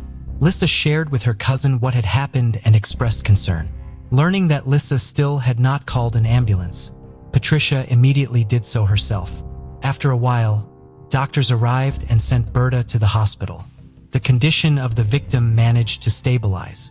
Doctors diagnosed poisoning with a toxic substance, which often happens when using various medications. Doctors decided that Bertha did not tolerate some component of the composition of the pills from COVID-19. A few months before this tragic incident, in June of the same year, Lissa's former buddy, Mark Escanto, had died of poisoning. At the time, the cause of his death had gone unnoticed. But now, given all these strange circumstances, Mark's case required additional attention. Investigators scrutinized the deceased's home and found Lissa's fingerprints on the glasses used the night before Mark's death. This fact added new evidence to the investigation, pointing to Lissa's possible involvement in the incident. But suddenly, a new accusation was made against Lissa. Her own family made a shocking report to the police. It turns out that on September 2nd, the family had a family gathering where Lissa offered to let everyone taste a drink of her own making. 7 brothers and sisters of the young woman, as well as their parents, drank the unknown drink and immediately felt sick. Fortunately, no one died, but the 56-year-old mother suffered a stroke. Lissa's father claimed that while the relatives were seeking medical attention, his daughter stole $1,300 from the house. Now the investigation included not only crimes against the children and a former boyfriend, but also an incident that jeopardized the lives and health of her own family members. As it turned out, that wasn't all. Investigators encountered another strange event. In May of that year, Jose Luis Herazzo, a friend of Lissa's, was found dead in his home. A few days before, Jose had suddenly disappeared, and neighbors soon smelled a rotting odor, prompting them to contact the authorities. An examination of the body initially revealed nothing suspicious and was ruled a heart attack. But one of Jose's sisters suspected something strange and hid a bottle of alcohol found in the refrigerator. In addition, Jose's family noticed that some items were missing from the house. It turned out that Lissa and Jose were friends, and when the guy died, the alleged killer contacted his relatives by phone. With a distraught voice, she stated that Jose owed her a large sum of money and she had to contact the family to repay the debt. This cunning plan did not work. And a little later, Lissa called Jose's family again, changing her voice to conceal her identity. Identifying herself as Jose's friend, she claimed that she was pregnant by him and now had to apply for child support. Although Jose's family did not believe these stories, Lissa was not about to give up and made a third attempt to deceive them. She said she knew who was responsible for Jose's death and offered to meet to uncover the details. Had she not been arrested on charges of killing her own children in Jamie, the list of victims might have gotten longer. When the media reported the arrest of Lissa, who had poisoned 3 people, Jose's relatives understood. They immediately reported their suspicions to the authorities, and Jose's body was exhumed for forensic examination to determine the true cause of death. The relatives were not mistaken. Traces of poison were found in the remains of the deceased. On December 22, 2020, a hearing was held for Lisa Maria Kaisa for the murder of her 2 children, whose names and photos were classified, and for Jamie Ianchiguano. The trial was conducted virtually due to restrictions related to the spread of the COVID-19 virus. Lissa had been in contact from a social rehabilitation center. The prosecutor's statement said that Lisa gave her children a toxic mixture of insecticides and anti-epileptic drugs. In interrogations, she claimed that she had grown desperate and could not leave her children with her husband David, who did not care for the children. In fact, she admitted that she wished them dead. At the end of the hearing, the judge issued the defendant a court pass and ordered her remanded into custody pending trial. The children's trial next took place in 2021 at the Pichincha Provincial Court. The prosecutor presented a set of evidence to prove Lisa's guilt. Among them were statements by David, who revealed the content of messages the wife had received on the eve of the tragedy. In one of the messages, she claimed that she would take with her what belonged to her, referring to the children. She said she didn't know where her children and herself would go, heaven or hell. But now she felt as if she was in hell. Lisa added that she doesn't expect her husband to forgive her because she knows he hated her, and now he will hate her even more. David also spoke about his unstable relationship with his wife. At the hearing, the defendant's reconstructed testimony was presented, stating that she took 2 pills that day, called for help, and then passed out. According to the reconstruction conducted by the prosecutor's office, the daughter died while still in bed, and her older brother tried to take a few steps to call for help but fell and died. The conclusion of the forensic medical examination was extremely clear. The children died as a result of a premeditated crime. The deaths were the result of suffocation caused by pulmonary edema and intoxication caused by a mixture of epilepsy medication and other unspecified substances, presumably insecticides and disinfectant. The prosecution also charged Lisa with the death of Jamie Ianchiguano, whose body was found bricked up in the kitchen. The perpetrator was also suspected of attempting to kill David and members of her own family. The hearing raised the issue of Lisa's irresponsible attitude to her son's health after being diagnosed with localized epilepsy. The mother ignored instructions for further tests and follow-up examinations, and when the boy was hospitalized again, his condition was exacerbated by her own mother's negligence. Warnings from medical professionals did not change her attitude toward her son's treatment, leading to a threatened termination of her parental rights. Lisa's mental health investigations revealed her to be highly emotional and environmentally dependent. She sought constant attention and understanding from others and experienced severe anxiety when events did not unfold according to her plan. She also exhibited a tendency to self-harm. She attempted to say goodbye to her life at least 3 times, but was unsuccessful each time. Witnesses described her as insecure, attachment-seeking, exhibiting schizoid and erratic behavior. The findings of the psychological analysis also emphasized that on the day of the tragic events, Lisa acted with full awareness of her actions.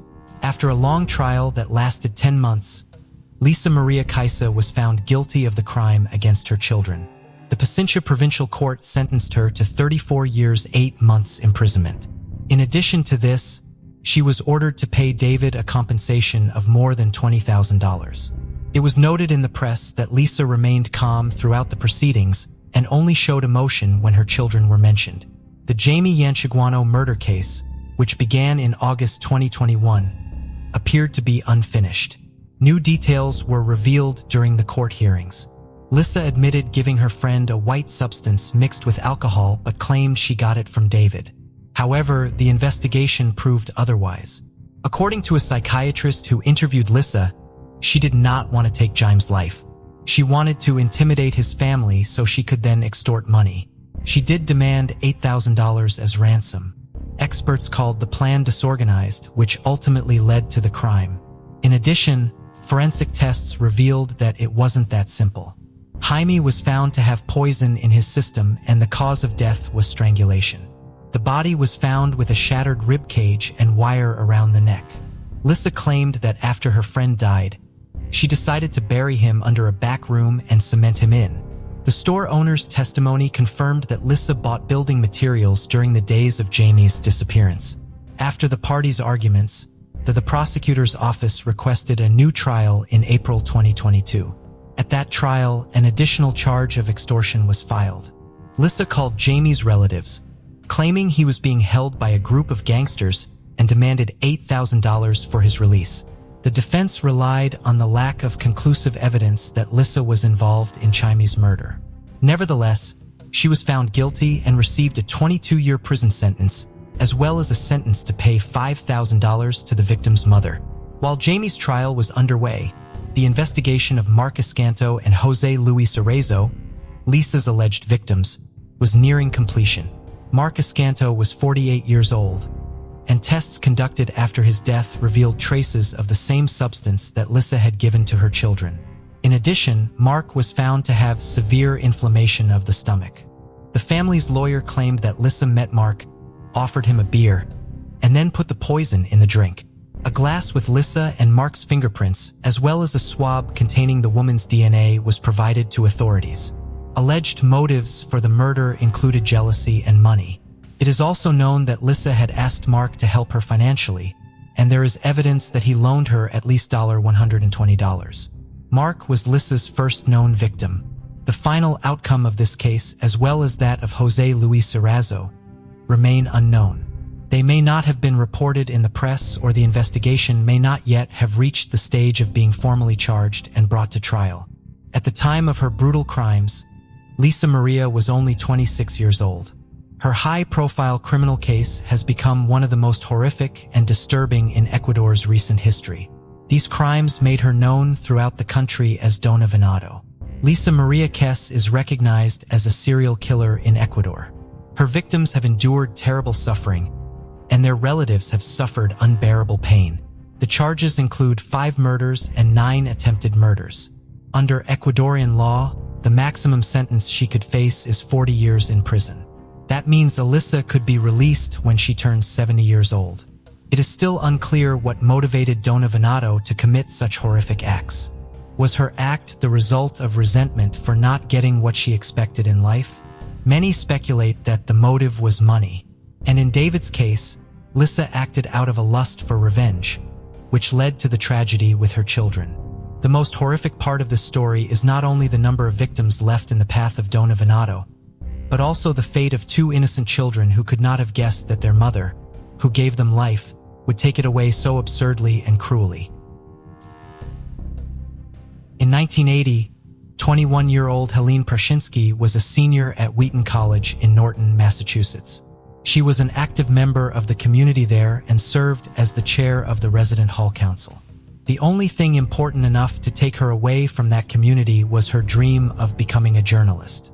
Just after New Year's Day, she arrived in Colorado for an internship in the news department at KHOW Radio in Denver. She had an aunt and uncle who lived in Englewood, Colorado, and would be staying with her for the duration of her internship. On Wednesday, January 16th, Helen was just 2 weeks into her stay in Colorado. She left work that afternoon as usual and began her commute home. Her new routine was to take the bus from Denver to Englewood, getting on the bus at Colfax Avenue and Broadway in Denver, and getting off at the stop at Union Avenue and South Broadway in Englewood. She would walk from the bus stop to her aunt's home less than 2 miles away. Helen was responsible and punctual, so her aunt knew something was wrong when she failed to arrive at her home that evening. At 10:30 p.m., she called the Englewood Police Department to report Helen missing. They immediately began searching for her, concerned that her disappearance may have been tied to a series of sexual assaults that had occurred in the area. The following morning, a woman was driving past a remote field south of Englewood in an area of Douglas County that would soon become the planned suburb of Highlands Ranch. Her children were in the car with her and they were on their way to a meeting. One of the children told her that they saw someone lying in the field as they drove past it. A road grader operator was nearby, so the woman stopped and asked him to go into the field to see if her child was correct about someone being there. They were. The operator discovered Helen's body lying in the field. Helen was found nude from the waist down, and her autopsy would reveal that she had been sexually assaulted. Helen's hands had been bound behind her and she had been stabbed in the back 9 times. Her lungs had both collapsed as a result of those injuries, and her cause of death was extensive blood loss. A witness reported seeing Helen get off the bus in Englewood sometime between 5:57 and 6:30 p.m., meaning that she was abducted by her killer during her walk home. Her autopsy estimated that she died sometime between 8 and 10 p.m. The Douglas County Sheriff's Office, the Colorado Bureau of Investigation, and volunteers from the Arapahoe County Search and Rescue Unit searched the area for clues that morning. They did not find anything, and the effort called off as snow began to fall. Investigators canvassed the area for more witnesses and used the media to ask for anyone with information to come forward. Their best lead was a witness who saw a man standing by a vehicle near the field where Helen was found at approximately 10:20 p.m. on January 16th. The witness was only able to provide a general description of the man, but after being put under hypnosis, she was able to provide a detailed composite sketch of the man she had seen. That image was circulated, and owners of the type of vehicle she had observed were investigated, but no arrests were made. Without new leads, the case went cold by the spring of 1981. Helen was posthumously awarded her degree, with honors, by Wheaton College on May 31, 1980. Helen's friends and family helped create a scholarship in Helen's memory which was awarded to a senior at the college. The school also awards the Helen Pinsky Leadership Award to a senior dedicated to the Wheaton community, who has enriched the campus environment through contributions to student life and commitments to others, as Helen did during her time there. A major force in keeping Helen's case from being forgotten in the decades following her death was her high school choral group. As a student at Hamilton Wenham Regional High School in Massachusetts, Helen had been a member of school's singing group, Club Harmony. Other former members of the group have been actively maintaining the scholarship fund Helen's parents initially established in her memory. The scholarship is awarded to a senior at the school who has made a valuable contribution to a drama or musical production. In addition, 3 former members of the group, and Helen's former choir director, traveled to Colorado in 2006 with the goal of trying to move the case forward. They passed out flyers in the area near the bus stop where Helen was last seen and gave media interviews asking for witnesses to come forward. They were also able to meet with investigators from the Colorado Bureau of Investigation to inquire about using more advanced DNA technology to finally close the case. They remained involved with the investigation even after returning home, and Colorado detectives would later travel to Massachusetts to meet with them about Helen's case. The case had been reopened in 1998 by a task force with members from the Douglas County Sheriff's Office, the Colorado Bureau of Investigation, and the Englewood Police Department with hopes that DNA testing would solve it. Semen had been found on Helen's coat and a DNA profile was developed from it. Unfortunately, when it was run through the FBI's DNA database, no matches were found. Later searches would also fail to identify a match to the DNA from the crime scene. Helen's case was re-examined again in 2013 when the Douglas County Sheriff's Office formed a cold case unit. The unit would look at the case occasionally over the next few years, but no new leads were found. In 2018, the case was revisited again, but this time investigators had a plan to use one of the newest investigative techniques available in the case. They now hoped that genetic genealogy could be a potential means of identifying a suspect. The process would require an exceptional amount of research, investigation, and problem-solving. Dozens of investigators at the state, local, and federal level worked on the case over the course of the next year. The process of using genetic genealogy in the case began in late 2018 when Detective Jason Serbo of the Cold Case Unit at the Douglas County Sheriff's Office submitted the DNA profile from the crime scene to Parabon Nanolabs in Virginia. Parabon prepared the profile to be uploaded to GEDmatch, an open-source genetic genealogy site originally designed to help individuals locate distant relatives and construct family trees. The site also has an option that allows users to authorize law enforcement agencies to compare their DNA to samples from unsolved cases. If individuals who are even distantly related to the suspect provide this access, authorities can study their extended family trees to identify potential suspects based on the amount of DNA they share. Parabon's initial findings after running the crime scene DNA through GEDmatch found 2 individuals estimated to be 3 generations removed from Helen's killer based on the amount of DNA they had in common with him, as well as several other individuals who were more distantly related to him. Several of these individuals allowed Detective Serbo access to their family trees and personal genealogy research. Ultimately, Parabon and Detective Serbo came to the conclusion that Helen's killer was most likely the son of a woman named June Estes. They believed she had a total of 4 sons, but were only able to identify 2 of them. Those 2 sons had been 10 and 11 in 1980 and were therefore eliminated as suspects. Estes led a tumultuous life, using 6 different surnames over the course of her life and living in multiple states. This made trying to identify her other children very difficult.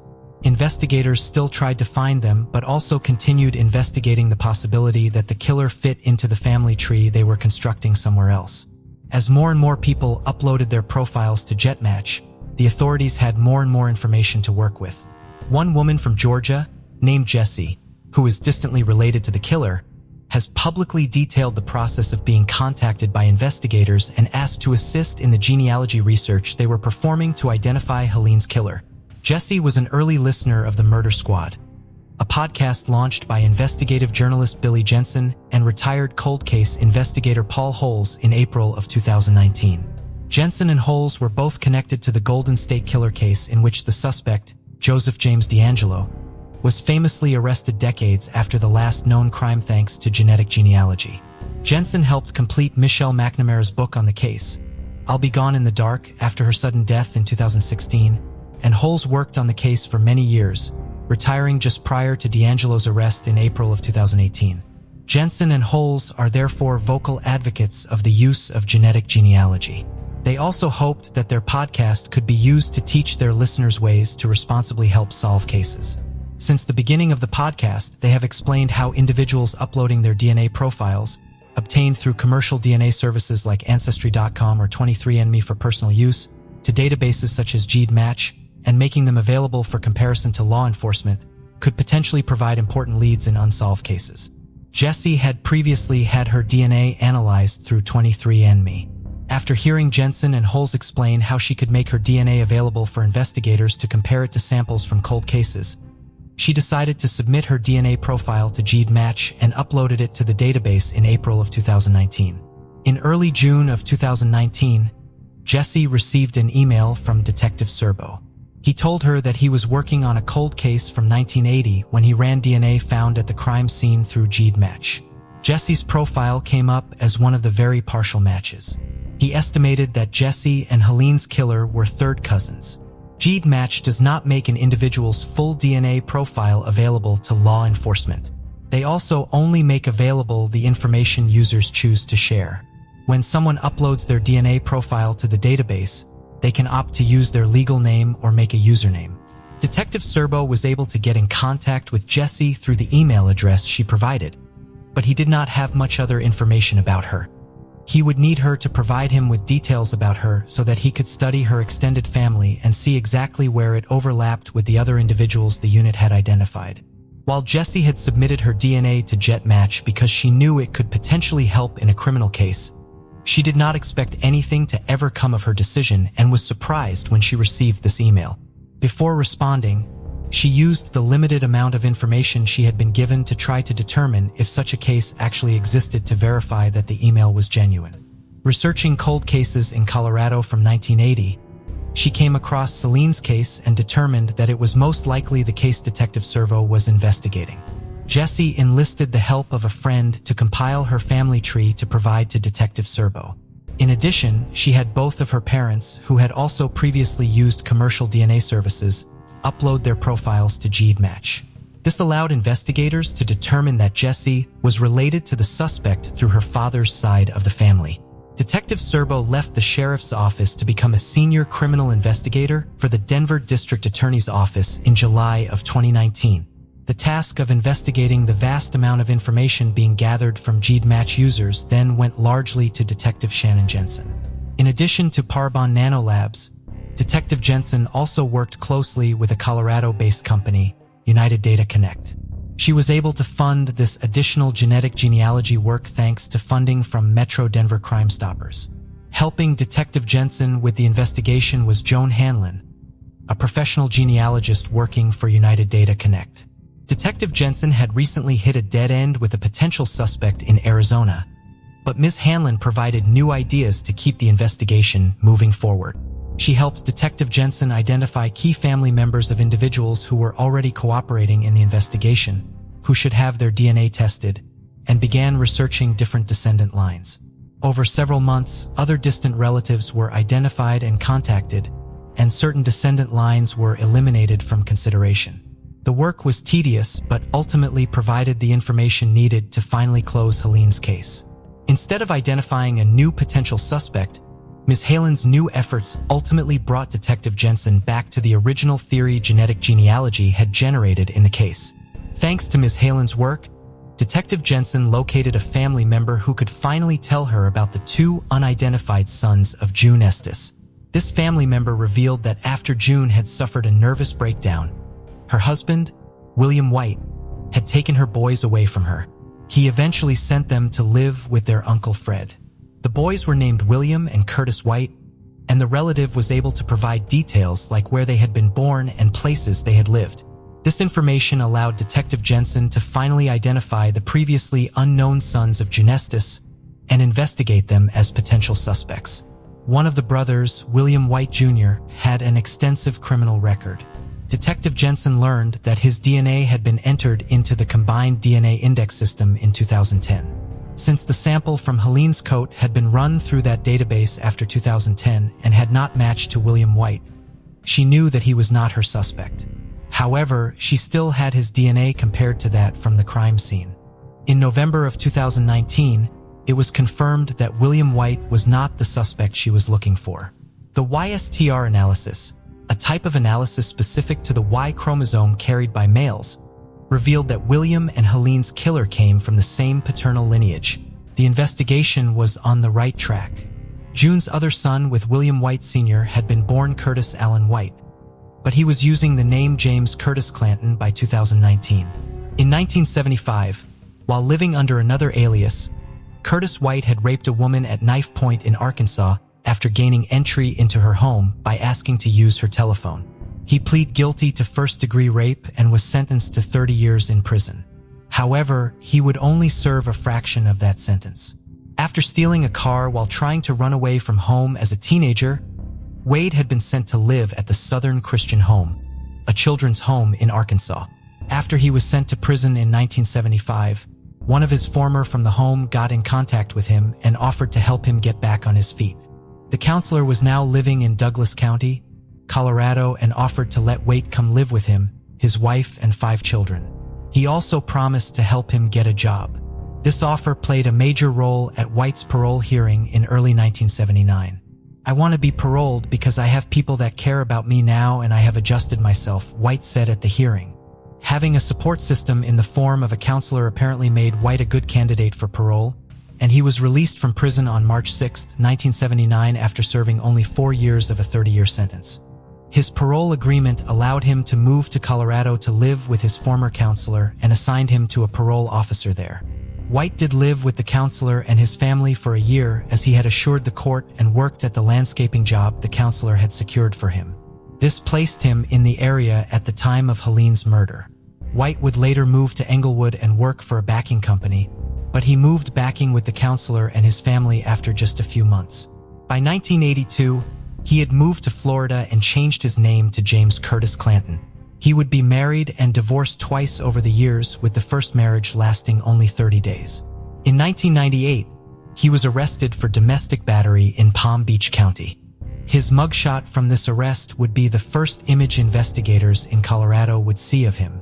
It bore a striking resemblance to the composite sketch of the suspect developed back in 1980. While Clanton's criminal history, resemblance to the sketch, and place within the family tree investigators had constructed made him look like a promising suspect, these details by no means proved that he killed Helene. In order to eliminate or confirm him as the suspect, investigators would need to test his DNA, which was not in any database. They therefore began the process of trying to surreptitiously collect a DNA sample from him to test against the DNA from the crime scene. Detectives Tim Vinnett and Troy Crosswaite of the Douglas County Sheriff's Office were assigned to try to get a sample from Clanton. They spent the week of Thanksgiving, 2019, surveilling Clanton, following him around Lake Butler, Florida, where the 62-year-old was living and working as a truck driver. Their first attempt to get a sample of his DNA from a discarded milk carton was unsuccessful, so their surveillance continued. On November 30th, they followed Clanton into a bar called the Full House Lounge just before noon. They watched him drink several beers, pouring each bottle into a mug. After Clanton left the establishment, the detectives collected the beer mug from the bartender. It was sent back to Colorado for analysis. The DNA found on the mug was a match the DNA found at Helene's crime scene. On December 11, 2019, a little more than a month shy of the 40th anniversary of Helene's murder, James Curtis Clanton parked his truck near his home as was his routine. As he walked away from it, he was arrested. With the assistance of the Union County Sheriff's Office, Clanton was taken into custody without incident and extradited back to Colorado. Clanton was being charged with first-degree murder and second-degree kidnapping. He could not be charged with sexual assault because the statute of limitations for that crime had expired. Authorities have so far not connected Clanton to the other sexual assaults committed in the area around the time of Helene's murder. Clanton's arrest was announced at a press conference on December 16, 2019, the same day he appeared in court to be formally advised of the charges against him. Investigators and District Attorney George Brauchler were prepared to take the case to trial. However, at a court hearing on February 21, 2020, Clanton pleaded guilty to the charges against him. This plea to these specific charges requires that he be sentenced to life in prison. However, because of the statutes in place in 1980, when the crime was committed, he would be able to apply for parole after serving 20 years in prison. As he would be 82 years old at that time, he may not live long enough to even have the opportunity to make such an application. Helene's friends and family are extremely grateful for the work of all the investigators and the tenacity they showed by not giving up on solving Helene's case. Unfortunately, the passage of time between Helene's murder and the arrest of her killer meant that many of her loved ones did not get to see the case solved. In addition to her beloved grandmother, Julia, all of Helene's immediate family, save for her older sister, Janet Johnson, passed away before Clanton's arrest. Her brother Chet passed away in 2009 at the age of 63, and her parents, Henrietta and Chester, passed away within 3 months of each other in 2012. Janet Johnson wants the focus of this case to remain on Helene and her memory. In a statement she released through the Douglas County Sheriff's Office, she described her younger sister as her best friend and a loving relative to her entire family. Etching up and killed, Helene would have gone on to do great things. "There has not been a day that goes by that we haven't missed her," Johnson said in the statement. "The detectives and everyone else who helped make this day happen are my heroes." The case of Nancy Paula Reyes Gorsy. What led to the crime against the pregnant woman and what became of the child? The quest for personal happiness and a better life can be long, fraught with difficulties, and doesn't always yield the desired outcome. Many people are drawn to other countries or even the other side of the world in these pursuits. But sometimes, instead of finding the expected happiness, they encounter only pain, deep disillusionment, or even death. In the pursuit of dreams and overarching goals, it is crucial to remain aware of the people around us. The story of a young Guatemalan woman named Nancy Paula Reyes Gorsy has become one of the most resonant cases in Spain in recent years. The mother of two left Central America to cross the ocean in search of employment that could provide her daughters with a decent life and assist her elderly parents. However, the woman never returned home. Fragments of her disfigured and unrecognizable body were found with difficulty in desolate and nearly impassable areas. At the time of her crime, she was 4 months pregnant, and the perpetrator was someone Gorsy had hoped to share her life with. Challenging life in Guatemala. Little is known about the early years of the woman named Nancy Paula Reyes Gorsy. She was born on April 13, 1991 in a small village named Granados in the Republic of Guatemala. Nancy was the second of 5 children in a very poor family. Her parents, Jorge and Prudencia Gorsy, struggled to make ends meet. Despite this, they did everything possible to ensure their children received a good education and could live better than they did. After finishing school, Nancy was able to enroll at the university in the city of Villanueva, where she studied business administration and document management. She was a diligent student and graduated with honors. However, despite her academic achievements, significant career prospects did not follow. She worked as a cashier in a large supermarket during her studies and later was promoted to administrator, but her career progression stalled there. During her university years, Nancy lived in an unregistered marriage with a young man whose name is not mentioned in public records, with whom she had 2 daughters. Unfortunately, this relationship did not lead to a long-term commitment, and the couple separated. The father of the girls subsequently lost interest in the fate of his children and did not provide any financial support. Decision to relocate. Nancy continued to live in her parents' house, now with her own daughters, working at the supermarket and seeing no future prospects. The family barely had enough money for essentials, and something had to change. In 2013, Nancy's older sister immigrated to the United States, where she soon found a good job, married successfully, and settled well. Inspired by her sister, Nancy decided to radically change her life too, but she chose to relocate to Europe, settling on sunny Spain. At that time, she didn't even have enough money to buy a one-way plane ticket, let alone funds needed for initial expenses. For several years, Gorsy worked diligently, saving enough money to finally make her dream come true in the summer of 2018. In July, she bought a ticket to Madrid and promised her parents that she would keep in constant contact so they wouldn't worry about her. She planned to find housing and a job upon arrival. She carried a few 1,000 euros, enough to rent a room, cover food, and the most necessary items until she could secure a steady income. At the time of her departure, Nancy was 27 years old, and her daughters, who stayed with their grandparents in Guatemala, were 5 years old. Nancy didn't stay long in Madrid. After living in Barcelona for some time, she moved to the city of Ciudad Real, the center of the Spanish province of the same name. She called home almost daily, asking about her family's well-being, and she regularly sent money home, which increasingly helped her parents not only fully support themselves and her daughters, but also to renovate their old house. Nancy mentioned she didn't have an official stable job and was making ends meet through odd jobs, like cleaning in affluent homes or caring for the elderly and sick. Nancy never complained about the hardships.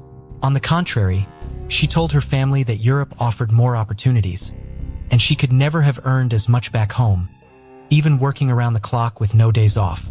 It seemed she was completely satisfied with how her life was unfolding, and even spoke of eventually bringing her daughters to Spain once she saved enough to rent a spacious and comfortable home for the whole family.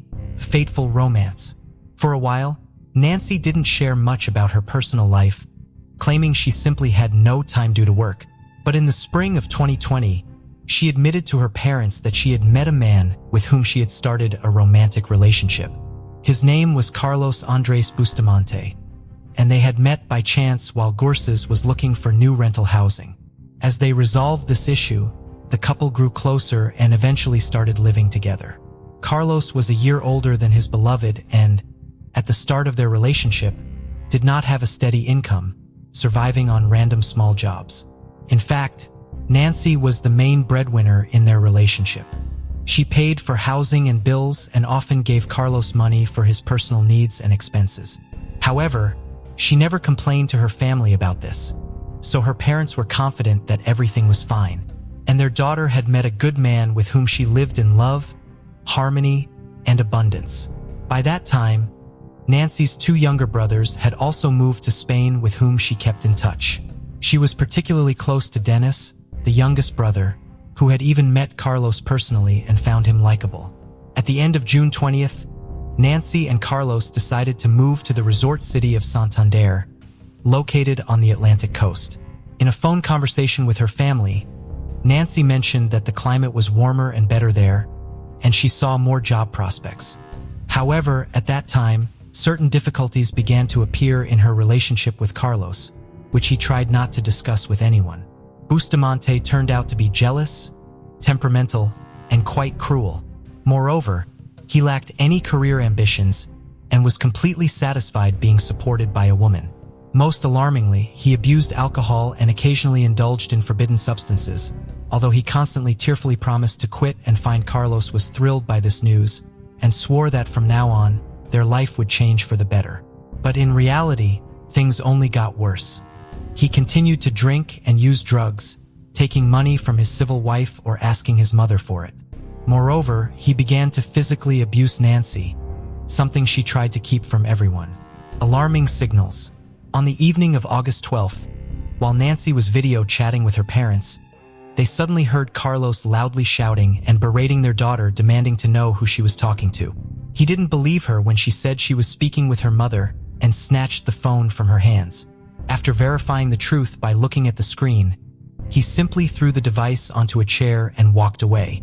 The next day, the situation repeated itself. Carlos again grabbed the phone from Nancy's hands while she was talking to her parents and daughters.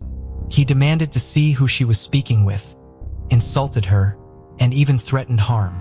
A frightened Nancy later explained to her relatives that her partner was just overly jealous and tried to reassure them that everything was fine. Her parents, however, tried to persuade her to contact the police, but she insisted that she could handle the situation herself. However, on August 17th, during a candid phone conversation with her sister, Cortez ominously stated that if anything happened to her or if she suddenly died, Carlos would be solely to blame. Her words were chilling, but she did not elaborate further, only asking her sister to take care of her children if needed. This was the last time her sister heard Nancy's voice. Mysterious disappearance of the pregnant woman. On August 20th, around 2 in the afternoon, Nancy sent a text message to her father, promising to call later that evening, but she never did, nor the next day, which was unusual for her. She also did not respond to calls from her family, prompting them to try contacting Carlos, but he did not answer his phone either. Since the couple had recently moved to Santander and had no friends there, and Nancy's brothers were on the other side of the country and couldn't quickly arrive to check on her, the situation was alarming. A few days later, a strange message came from Carlos' phone stating that he and Nancy had argued and decided to split up. Allegedly, she had packed her things and left in search of a separate apartment, was ignoring his calls, and he had no idea where she might be. Her brothers then suggested that Carlos should immediately come to Ciudad Real so they could go to the police together and file a missing person report. Carlos readily agreed, but as expected, he never showed up, did not file the report. And on top of everything else, he too stopped communicating with the Gorsy family. Mother knew everything. The relatives of the missing woman themselves contacted the police to report her disappearance. Meanwhile, through Nancy's friends, her brothers found the address of Sandra Bustamante, Carlos' mother. When they visited her, introduced themselves, and explained the situation, she unexpectedly broke down in tears, confessing that she had suspected her son could do something terrible to his partner, but she did not elaborate on the details. Sandra also had no idea where her son and future daughter-in-law were. Carlos wasn't answering her calls, but only sent brief messages asking her not to ask questions and to give him some time. She liked Nancy, but knew her son too well and understood what he was capable of. The next day, Sandra was called in for questioning at the police station. Law enforcement wanted to discuss the disappearance of her would-be daughter-in-law and to find out the possible whereabouts officers what she had already told the girls' brothers the day before and showed them a lengthy text message that Nancy had sent her a couple of days before she vanished. In the message, Nancy pleaded with Sandra never to give her son money regardless of the tearful stories he might concoct. According to Gorsy, he would spend it all on alcohol and banned substances under the influence of which he became very aggressive and cruel. He had no desire to find a job or battle his addictions, and his behavior became increasingly threatening, prompting the pregnant woman to consider leaving him. She ended her message by saying it was better to end things now before anyone got hurt. Another disturbing detail also came to light. It turned out that Carlos had several prior convictions for causing bodily harm, and one of his first victims had been his own mother, whom he had brutally beaten when he was just a 17-year-old teenager. At that time, he had gotten off with probation, but later, after leaving his family home, he had served short terms for assaulting women with whom he lived and tried to form relationships. The oldest profession. The investigation was just beginning, but in the first few days, many curious details emerged that indicated this union was doomed from the start. In addition to Carlos being an aggressive, unemployed drug addict with a criminal record and suffering from uncontrollable bouts of rage, friends of Nancy revealed something interesting about her as well. It turned out that the woman was not merely a housekeeper or caregiver, as she had told her parents, because cleaning houses and caring for the elderly would never have brought in as much money as she was sending home every month. The slender, dark-haired Guatemalan with a striking appearance provided escort services to wealthy Spaniards and visitors alike. Indeed, her work was connected to the odd and sudden move to the resort port city of Santander, where she had more opportunities to earn. Carlos knew about his beloved's occupation, and initially, He was fine with it since she fully supported them both, eliminating the need for him to find work himself. However, when she became pregnant, he began to lose his mind. Firstly, he was tormented by doubts about whether he was the father of the child, suspecting it might be one of Nancy's clients. Secondly, she continued to work even in her condition, and Bustamante was insanely jealous. He alternated between forbidding her to meet and talk with other men and forcing her to work when they ran out of money to live on. The money that the man took from his mother, he spent exclusively on himself and his vices. Horrific discoveries. In a rented apartment for nearly a week, there had been no known whereabouts of Nancy and Carlos. Carlos had been in touch, but only responded with messages and never disclosed his location. Surprisingly, it wasn't until August 26th that police finally obtained a warrant to search the couple's vacant rental apartment in Santander. What they found there was truly shocking and left no doubt that Nancy was no longer alive. Blood traces were found virtually everywhere in the apartment.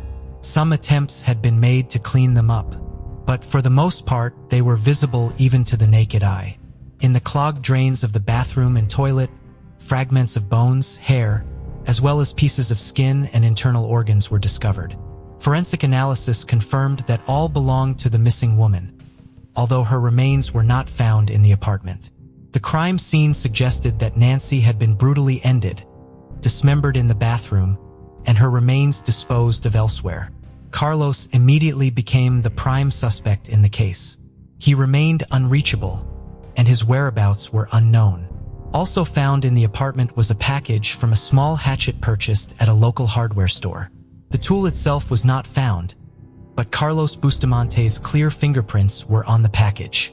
Security footage from that store showed that on August 20th, Carlos bought the hatchet, a pair of sturdy rubber gloves, and large trash bags. At a market near their home, he purchased a small cart from an elderly vendor who immediately recognized the suspect from a photo shown to him.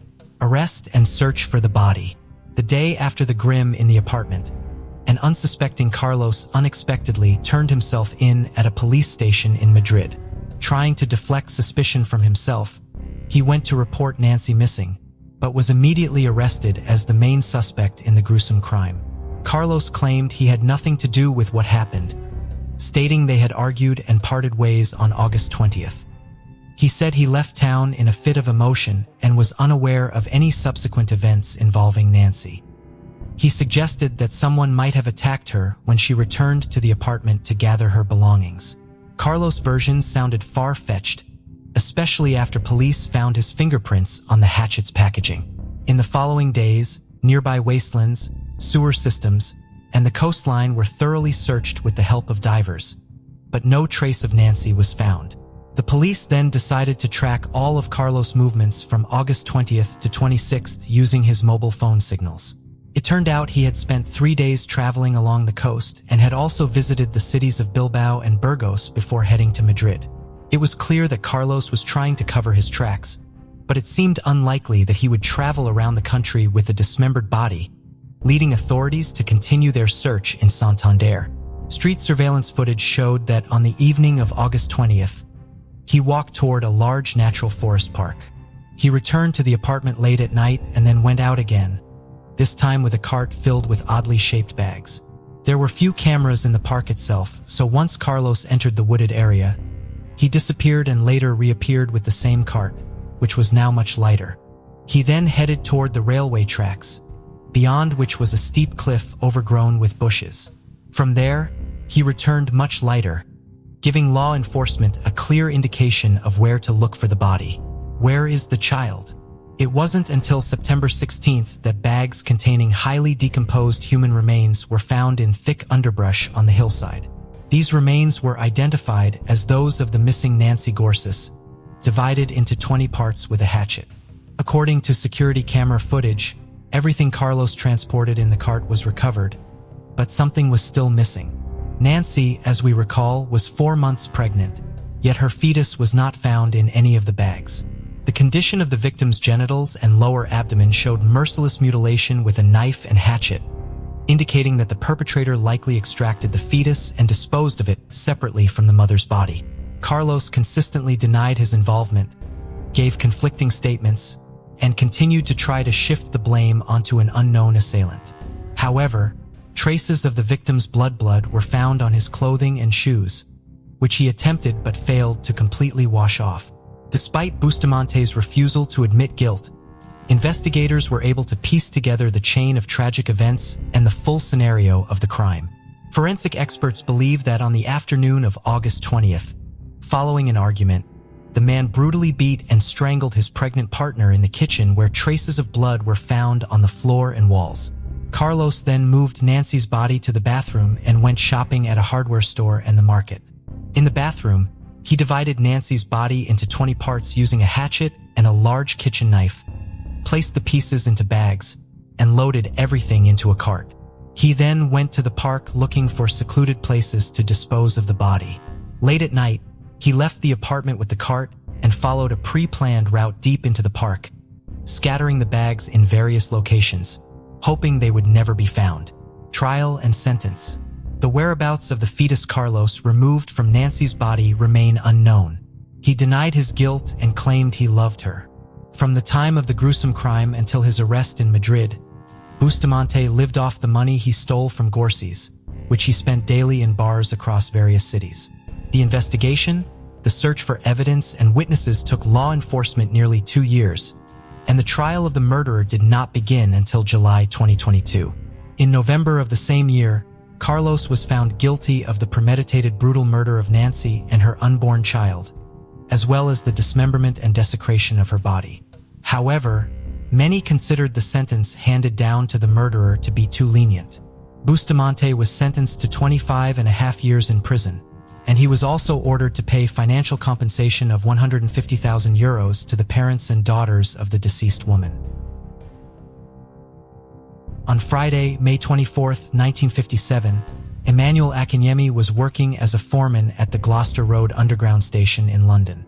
His duties included taking tickets and operating the lift. At 10:20 p.m., he heard someone running up the emergency staircase. If someone were fast enough, they could reach the top before the lift returned to the street level, thus avoiding the fare and the lift attendant. Then, Emmanuel heard a woman yell, "Bandit! Bandit!" He had just brought the lift down to the eastbound platform and noticed a tall, white-haired woman slowly stumbling toward the lift, clutching her chest. When he asked her about the bandits, she responded, "I have been knifed." It was then that Emmanuel noticed the blood seeping through the woman's jacket on her left side. Quickly, he helped her into the lift and began bringing her back up to street level. He asked her where the bandit was, and she told him she didn't know. Authorities later concluded that the person Emmanuel had heard on the staircase was likely the culprit making his escape. By this point, the woman was too weak from blood loss to say much more. Once the lift reached the street level, Emmanuel left the woman with the station inspector and ran to a nearby public phone to call for help. Police Constable Ron Sherfield of the Metropolitan Police was passing by the station and was called in to assist.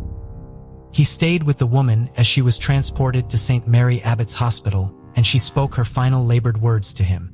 "I was on the platform, then stabbed." The woman passed away not long after she arrived at St. Mary Abbott's just after midnight on May 25th. The woman was 73-year-old Countess Teresa Lubecka. The native of Poland had been living in London since the end of the Second World War. She had spent the night of May 24th having dinner with friends at their home in Florence Road, Ealing. She had left the gathering with Father Krasnowski, a Polish priest. They boarded the Piccadilly line at Ealing Common and rode together until Father Krasnowski disembarked at Earl's Court. The Countess had remained on the train until it reached the next station, Gloucester Road. A post-mortem examination revealed that the Countess had been stabbed 5 times by her killer. 2 of the wounds had pierced her heart. The other 3 wounds were in her chest, stomach, and back. The weapon used was a very small knife, no more than 2 inches long.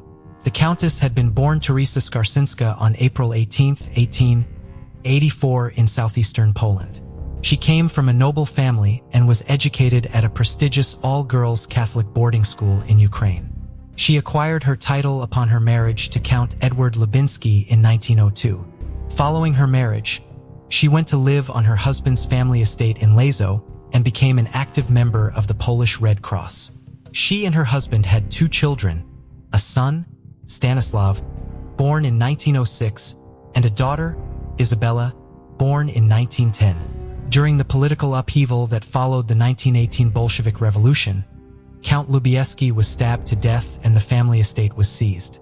The Countess and her children then fled to Warsaw. Her son Stanislav chose to go into the military and graduated from Cavalry Officer Cadet School in 1928, ranked second in his class of 50 cadets. He rose to the rank of captain in 1936 and was killed in September of 1939 as he fought during the German invasion of Poland. Perhaps as a way to cope with her grief, Countess Lubecka became an active member of the Polish resistance against the Nazis and German occupation. She helped find aid for civilians suffering under the occupation, and her apartment was one of the earliest places where the secret meetings of the Polish resistance were held. In 1942, she was reported to Nazi officials who searched her apartment and found the escaped prisoners she had been hiding there. The Countess was arrested and sent to Pojak prison for her initial interrogation. From there, she was sent to Auschwitz where her prisoner number for 4747 was tattooed on her arm. She was then sent on to Ravensbrück, where she was sentenced to death. Her sentence was commuted at the last minute due to the intervention of the Swedish Red Cross. Countess Lubecka would remain at Ravensbrück as a political prisoner for over 2 years, during which time she was tortured and became gravely ill. Despite all this, she remained serene and strong according to those held with her. Instead of focusing on her own suffering, she instead tried to help her fellow prisoners, to whom she showed great kindness. She earned the nickname the White Angel during her time in the camp for her efforts. The Countess was able to survive in the camp until she was finally released and then fled to London where she was eventually reunited with her daughter. She lived modestly in a 1-room flat in Cornwall Gardens, Kensington, and dedicated her life to helping other displaced persons and concentration camp survivors. She founded and was the chair of the London Association of Polish Ex-Political Prisoners in Germany. Her work over the years following the war had put her in contact with more than 1,000 fellow Poles now living in England and 5,000 Poles scattered throughout the rest of the United Kingdom and Europe. Following the Countess's death, the General Secretary of the Federation of Polish Exiles in London, Mr. T. Hesiak, said, "This is a great shock and loss to the Polish in London." The Countess was very well known and very well esteemed throughout Poland and by every Pole in this country. She was a woman of much bravery, very religious, and always the champion of the poor. On Sunday, May 26th, more than 1,000 Polish exiles attended Mass at Brompton Oratory, where special prayers were offered for the Countess, described by the officiating priest as a devout and brave daughter of Poland. Following the Mass, then 300 people remained in a private chapel, lighting candles before an image of Our Lady of Czestochowa and kneeling in prayer until early evening on behalf of the Countess and her memory. The Countess's political and social activism was, of course, immediately considered as a potential motive in her murder. Her daughter Isabella was convinced that the crime had a political motive. It is possible that her killer could have held extreme political views and disagreed with the Countess's opposition to the Nazi Party or her work on behalf of displaced persons.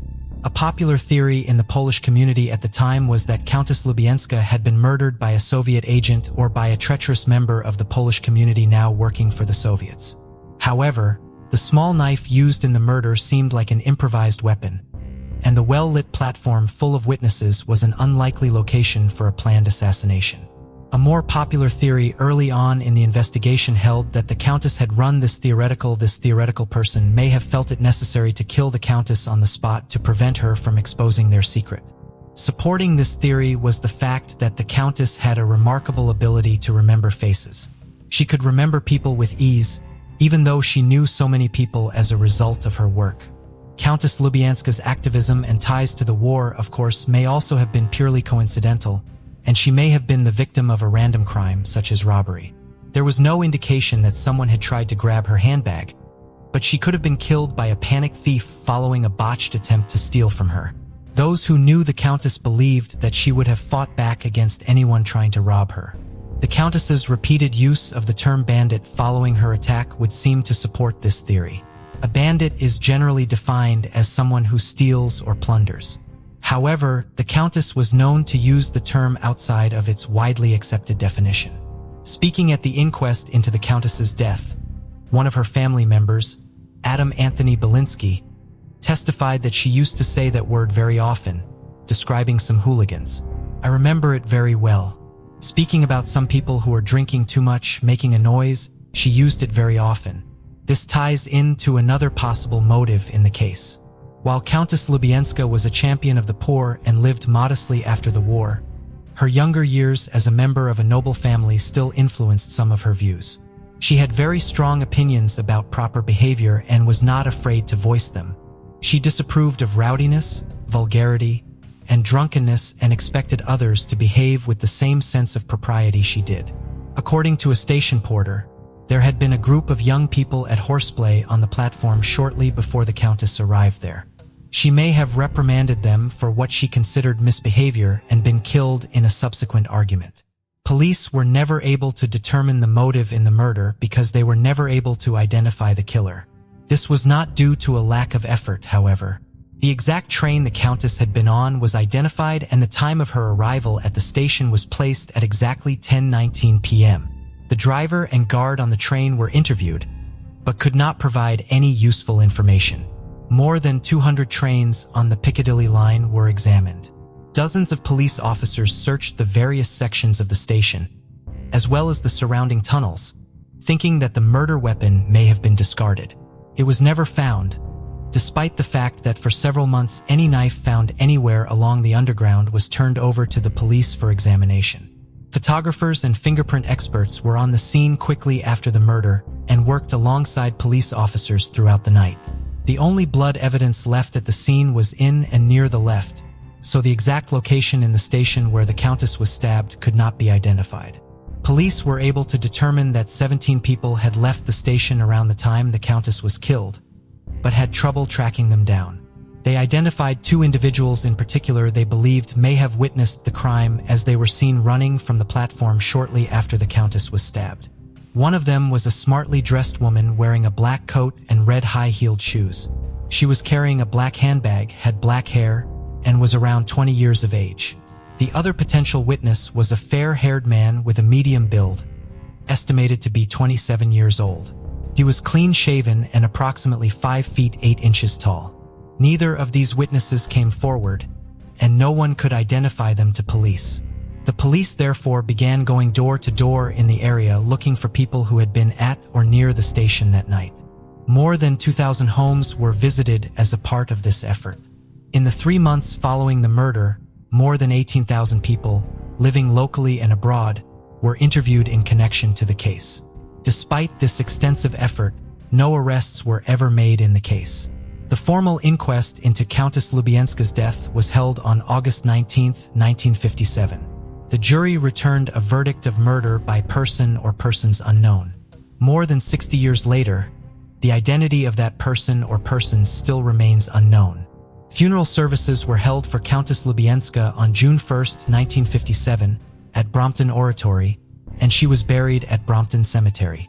The Polish government in exile posthumously awarded her the Golden Cross of Merit with Swords, an award given for wartime acts of valor and bravery under perilous circumstances, but not during combat. While Countess Lubecka's legacy has lived on in the community she so loved, so has the mystery of who ended her extraordinary life. Thank you for joining us on this journey into the depths of unsolved mysteries.